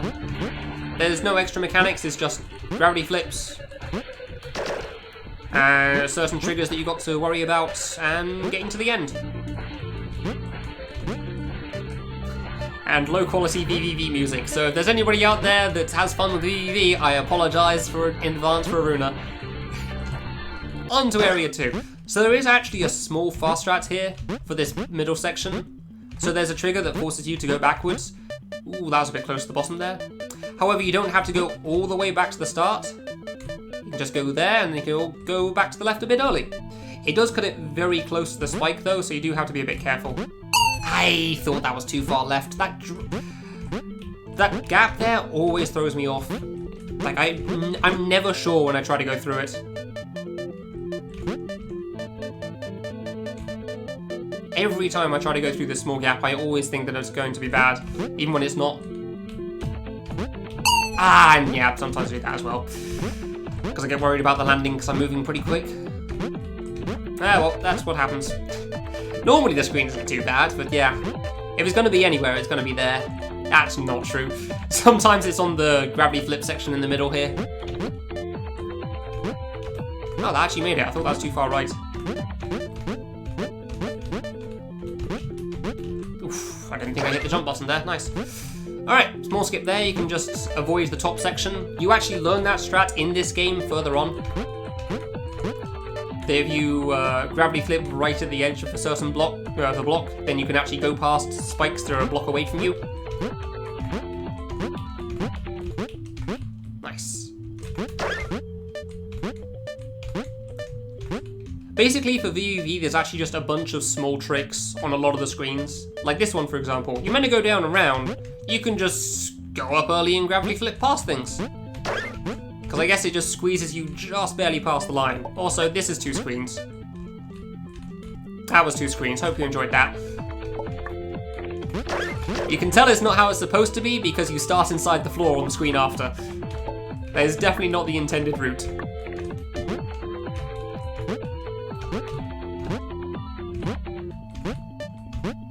And this is the last screen of the blue stage. Then we'll move on to section 3. You'll also notice, if you're looking at the backgrounds, that the white dot things that move around all the time actually change direction whenever you change stage. So on the first stage, the red stage, they were going from right to left, then they're going from left to right, and now they're going from top to bottom. Yeah, the saves invert with you, which is great, because it means you can save upside down, you don't have to worry about flipping at the start of the save sometimes. But you can actually miss the save while you're doing that, so you do have to be careful if you're trying to do that strat.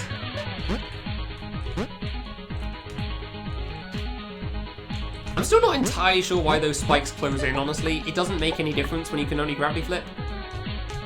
It does make a difference when you have normal jump, obviously, but not that much. So, alright. Alright, so this is a screen that you have to try to go a little fast on. So I try to make sure I shoot that ASAP, just so I can go for it. So if you go as soon as possible, you can catch the... Ah, I should have reset then. Fair enough. You can catch the cycle there and just go straight down instead of having to wait for a little bit. And we do have to wait a little long here, so one more set of bounces. Because while the spikes there may be nearly invisible, if they're still slightly visible, they will still kill you, even if you can't actually see them. so you just take a little longer to be sure on that. So there have been way too many times I've tried dropping down and still died, and it seems like I've died on air. And here's where you learn this trick that you can fall over a set of spikes there.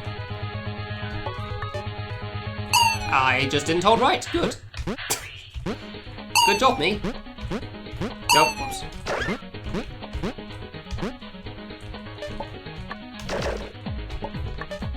There you go. I held right that time. Wonderful. I got through the platforming. Yay. A couple of small jumps through here. So there is a weird thing about this stage. For some reason on the next screen again, you start inside of the floor. So I'm fairly certain you're supposed to somehow have gravity flipped all the way around. But you can just go straight to the arrows there, so I'm not sure what's happening. I'm not sure what the intended route actually is. Oh yeah, also if anybody's curious, if you've noticed, while I've had double jump when I've changed screens, you don't keep that between screens. So even if you touch the green line to get double jump, and then hit the save again, if you reset, you'll still have gravity flip as your power up. Ah, done. These mini spike sections are actually pretty tough here. I'm glad how fast I'm getting through them right now. I have to deal with it on both sides. This is the last green stage? I think it was. Really? No, not like that. Yeah, this is the last green stage, and then we'll get on to the last little section of EVV. Yeah, I thought that was too far. Oh no, the death sound is really loud on this stage. Sound balance in fan games is not great.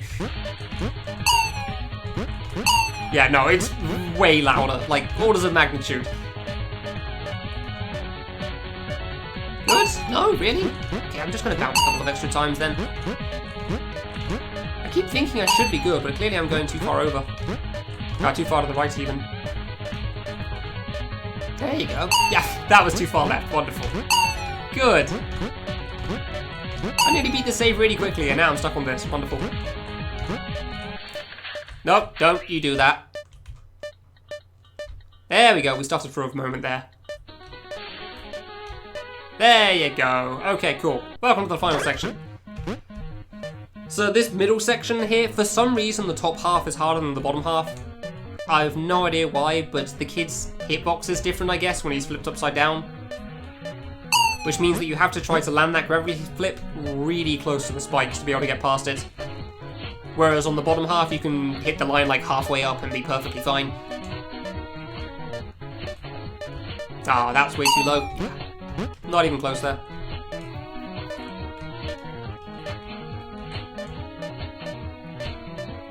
But it's pretty much the whole, this is pretty much the whole screen as well, just this one jump here. That should be good? Yeah, okay, cool. Now for the second screen, which is mostly for the secret. So this is one of the more obvious secrets in this game. You can see the item in the middle left there, the middle of the screen next to the save. Thankfully, again, we aren't going for the secret, so we don't need to worry about that. And this screen is really short if you're not dealing with that at all. Otherwise, it takes quite a while. Ah, 5 songs. It is 5 songs on this stage. Nice. Wait, 6 songs. Jeez, how many songs does this game have? He just wanted to use them all, huh? I don't think this song was used before. Yeah, sounds too high quality now.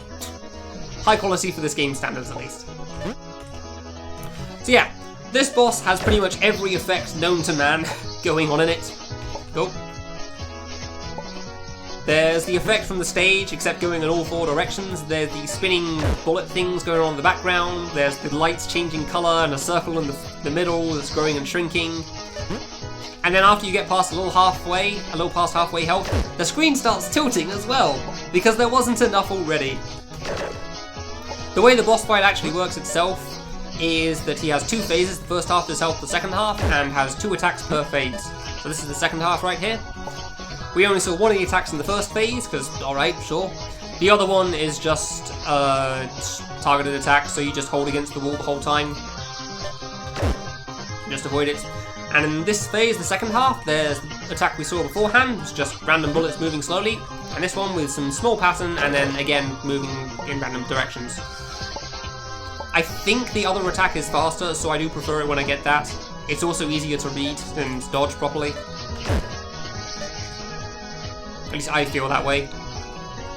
But obviously you don't get to choose which attack you get, so you just deal with what you get. Try to make sure you don't die.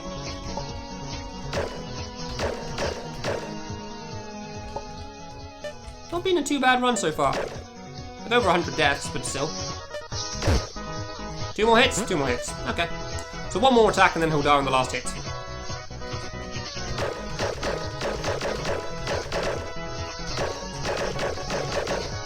Yeah. All the items that you collect at the end of stages are consoles, and then the secret area for those stages are the cartridge or thing that you use to play on the console. Dude, I've gotten the good attack quite a few times in this run. That's been pretty good. Alright, and just wait at the edge until the bosses decide to finish exploding. Carry on.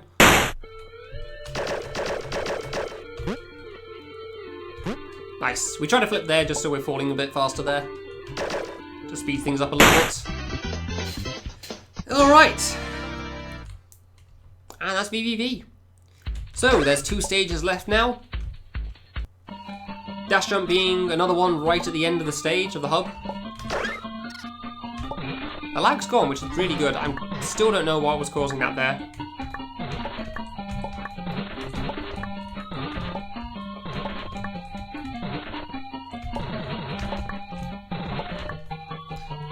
So yeah, going back through all the screens.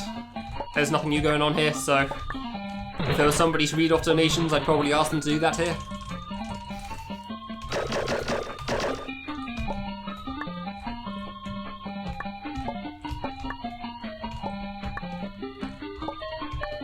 There really isn't anything to say. It's the things you've seen like 5 times at least already. Just at least 5 times. I'm not sure how much you've been paying attention to the run. So.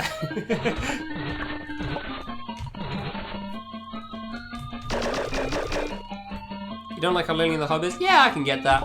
I mean, the second screen is by far like the most diverse, because that's where half of the areas are from. Like 6 of the 9 or something. Wait. Portal's up top. Let's just count through this. Oh yeah, this is the short strat, by the way. I could try jumping over this, but that jump is really difficult to pull off, so I don't have a consistent strat. It's the same kind of jump as the shortcut in, oh, I didn't make it up there, as the shortcut in the under area. However, I don't have a setup for it here because I can't start from the ground, so it's significantly harder to deal with. I think it's 6 of the 9, yeah, it's like... good lag there. Time travel, ROM room, mini, night game on 5 of them, sorry.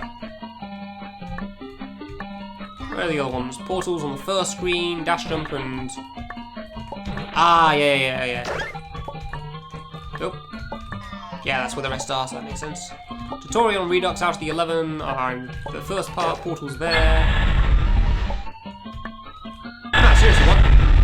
Oh, okay, that was a loud one.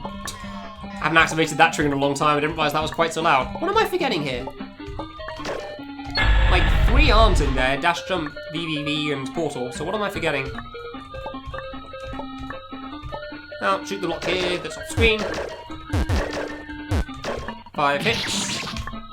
And that lets us carry on over here. Did I forget Mini? I don't think I forgot Mini. I don't know, I'm trying to count this in my head. I've been going for too long and I can't think of it. So yeah, if we did that shortcut on the far left at the start, we would be able to skip the whole of those 2 saves. But again, it's really difficult to do consistently and I can't find a setup for it, so... Welcome to your new favourite couple of songs. These are for some very old games called Mac Rider, and the song's a little repetitive. This is also the auto-scroller of the stage. There is some things you can do to speed things up a little bit, because there's 3 speeds for the auto-scroller, depending on what screen you're on. Really fast, like here, slightly fast, which is a bit faster than regular running speed, and slow, which is just regular running speed. And if you don't hit the wall at the end, you'll actually keep that speed onto the next screen until you hit the next line to start the next auto-scroller. The risk of doing this is that you can actually just miss the save, because you can't stop yourself from running.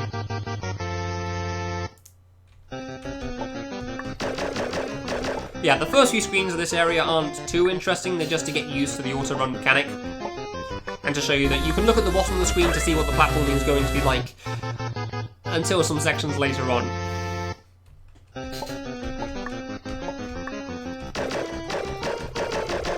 I also really like that you can almost keep up with your bullets in this section. The bullets are normally really fast, and right now they're barely any faster than you. Yeah, here's the first screen that shows you one of the other speeds, this being slow. So if I was just holding right and there wasn't the auto run mechanic in, this would just be my normal run speed. Oh yeah, another thing you can also use the first few screens for, learning how to moonwalk. It's a pretty fun thing you can do on this at least. The kid is an expert moonwalker after the stage. Aye, that's the one that you go down for. Yeah. Well, that's the next one.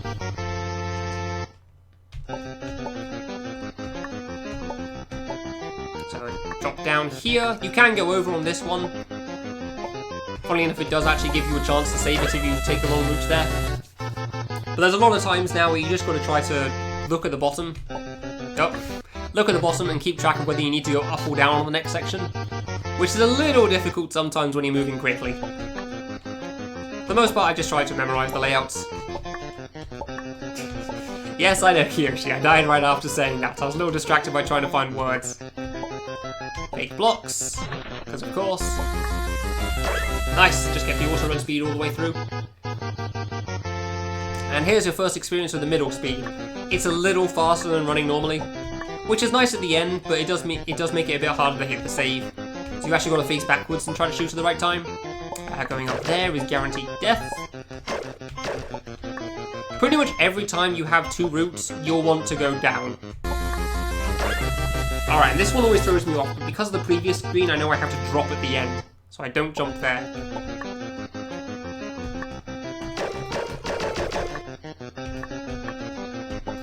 Drop here, there you go. Nice. So yeah, at the moment this stage is still mostly just straight up platforming. There's nothing too interesting going on. Just a bunch... Nice. Double jump too late.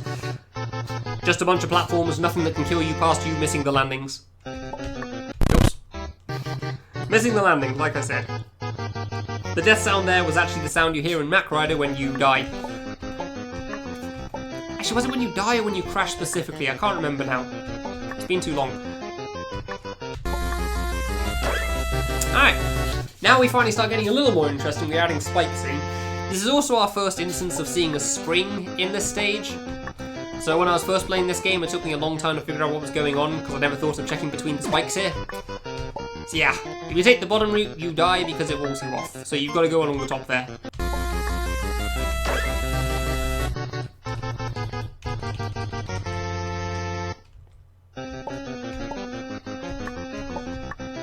Oh, should have dropped there. This screen is also our first instance of another new mechanic, so he kind of starts throwing them all in once he starts throwing anything in. So this is our first instance of seeing the slow down and the speed up. So you can actually change speeds during a screen.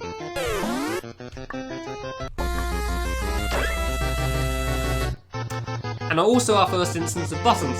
Funnily enough, we actually don't want the speed up here, or it makes a jump later on impossible. Ah! So you don't want to touch that.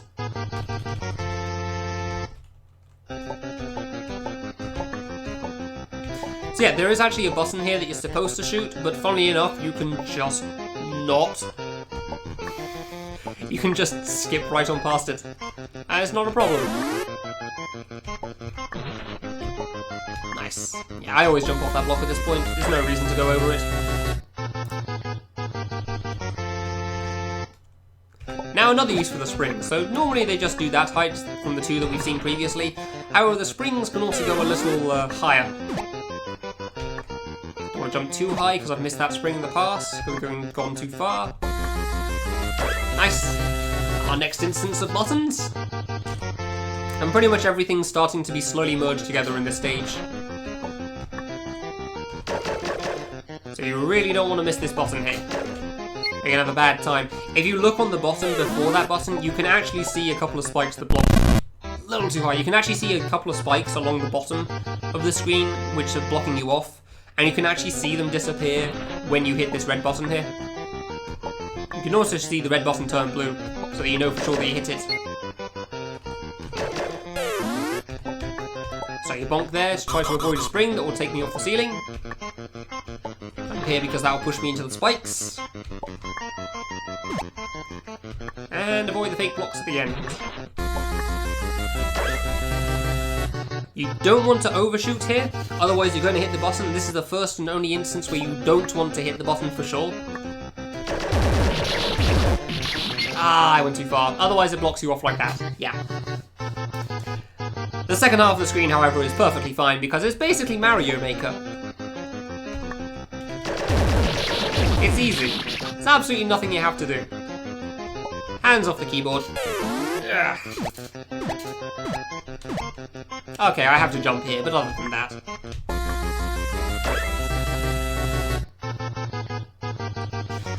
Alright, time to see how accurate I am at shooting a 32 pixel target. Trying to hit this thing was so difficult for me when I first played this game. This last jump can still be a bit of a problem though. It's good. Ooh, I thought that was going to be too early there. That last jump there can be really tough. And on to the boss, air quote. So while Night Cave was the hardest boss in terms of randomness, this one is entirely passive.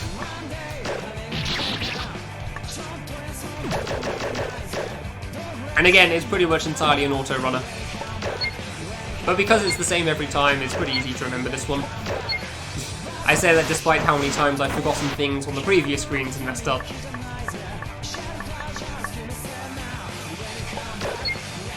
I wonder if this boss is actually more lenient than some of the previous screens, just that it's longer.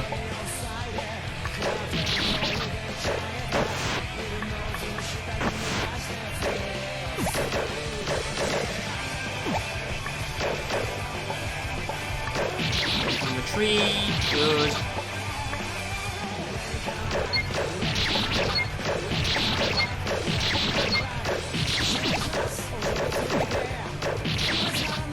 Yeah, I'm not going to try to shoot along with the song here, that's a terrible idea. So yeah, this is another section that I need to pay attention to, similar to time travel. But I can pretty much first try it every single time. I did see that stutter in the middle of the fight, by the way. Alright, nice. And then we're off to our last area. So this area is actually something, again, you can access after you beat Classic. So after you beat the first two. But because it's the only section with a credits section in it, I save it till the end. Ah. And this stage is basically like screens from well-known other fan games. For example, this screen is a very famous, well-known one taken from a game called I Wanna Be the GB. Oops. I'm looking at chat as opposed to playing the video game.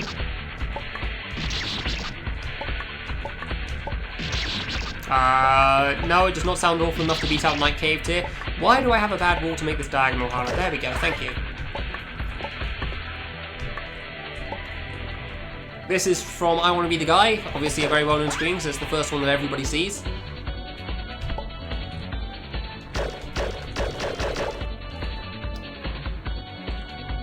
Next is from the next couple are from I Wanna Be the Love Trap.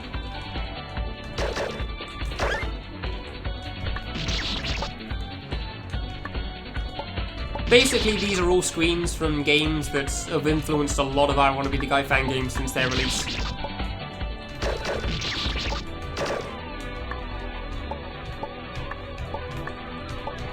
And they're very well known. There's, like, some of their screen layouts have been taken for an awful lot of games since, that's for sure.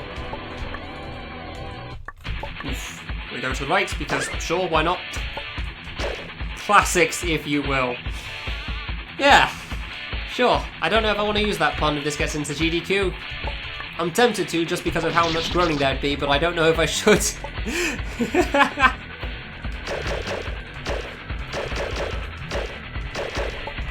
Dude, the sound quality of this stuff is infamous and I love it. I need to use it, okay. Why is the save so hard here? It's always like that too. Yeah, slip through there, go past here. Thankfully, compared to the original games, there's no traps here. Ah, that's too far. Otherwise, these screens will be significantly harder. Try this, yeah, I'll try the shortcut once. For some reason, that fruit is very hard to get past. It's actually not worth it, but if you do get up there, then you can just skip this next screen, so there's a shortcut past it. But doing this screen doesn't take all that long, so the time it takes to get through that shortcut along the top generally isn't worth it. Yeah, really not that hard. And on to a very famous boss from I Want to Be the Love Chap, although a little different this time later on in. But to anyone that's played I Want to Be the Guy fan games, this layout, this song, and this boss on the right is very well known.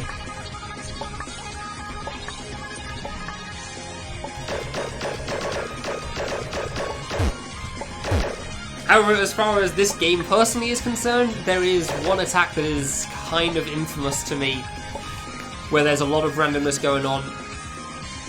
Oh yeah, fun fact by the way, one of the few games where you can actually touch the Miku and not die.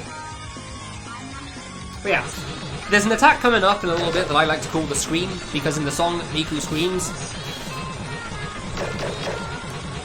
All these fruit will turn grey and go to the middle and start spraying out leaks from themselves.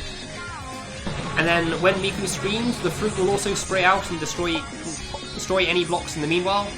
However, there's also a giant flash of light, making it harder to see things in time. Good lead, yeah, not so good. And then things like that can happen. Yeah. I thought the leaks were pretty decent at first, but it didn't end up too well in the end. Shame. So yeah, that one attack is pretty infamous in this fight. The rest of the fight is pretty alright and you can deal with it well, but that one can definitely be an issue. You first tried this boss when you played it. Good for you!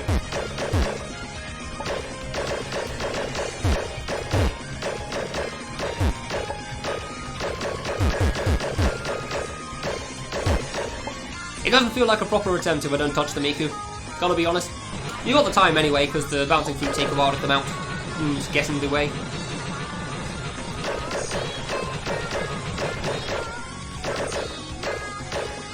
I'm not liking the look of this. Hopefully these don't spawn leaks. It's unlikely they spawn... okay. It's unlikely they spawn leaks when they're right next to you, but there is a chance. That was some terrible leak RNG there, honestly. Be nice on the screen. Well, compared to the last attempt, that was relatively free. I just have to be careful to not touch any of the leaks here.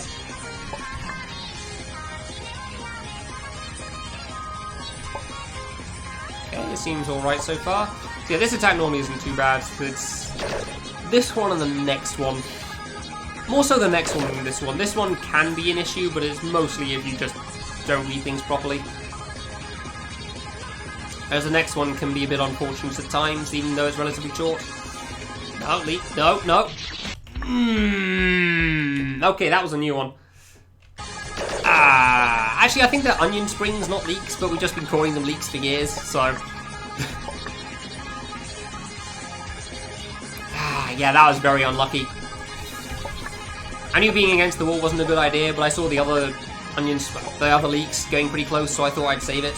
I thought I'd just stay across the wall and be fine, but then another one came across. It happens.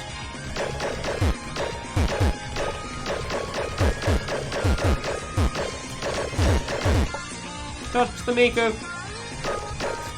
I'll be honest, Stars, I don't really trust opening a link right now in the middle of this fight.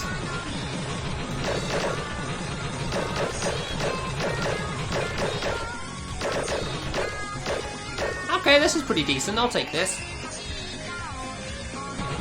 Nice.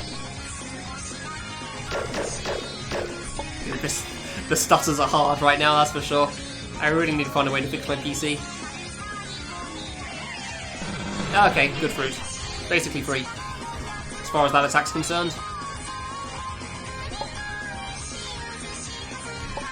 I do try to pay attention for this stuff. Like, while I say this attack isn't a problem, you can still die on it, obviously, if you're not paying attention to it. Yep.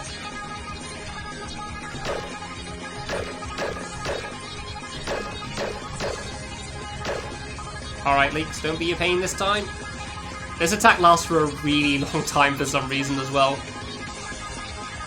So you have to make sure you're paying attention to the leaks, because they hide behind the fruit. Like, the fruit themselves probably won't kill you. They'll just disguise where the leaks are and you won't see them in time until it's too late. So far, this has been relatively easy, though. There's not been any leaks. Ah, nice, there weren't any. Nice. Barely any coming towards me. I did see the lag, though, so I'm a little behind on the song there.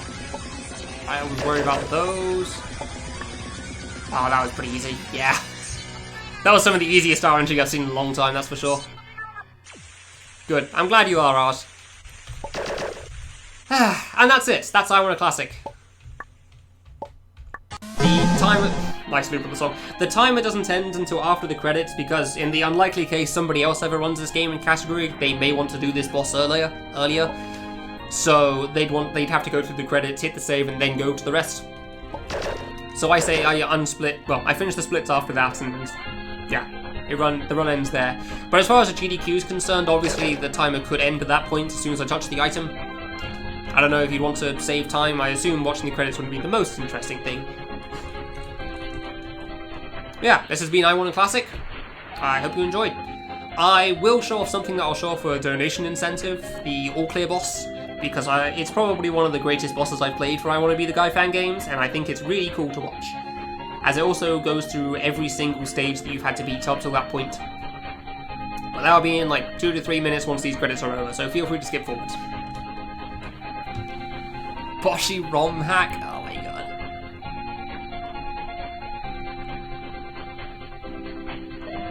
That's a pretty decent description, honestly, Ars. I'm glad.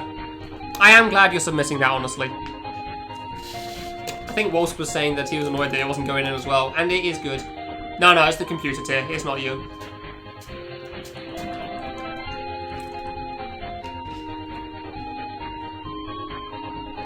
Computer's still a mess, apparently. Good to know. I guess it's mostly just classic right now, which is better than before, which is everything, but still.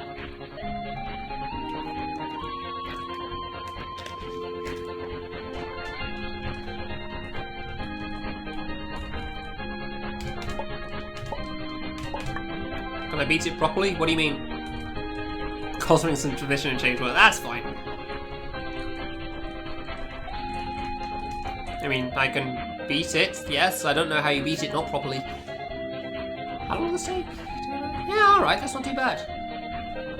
As far as the run goes, considering I lost so much time on time travel, this is still sub-estimate.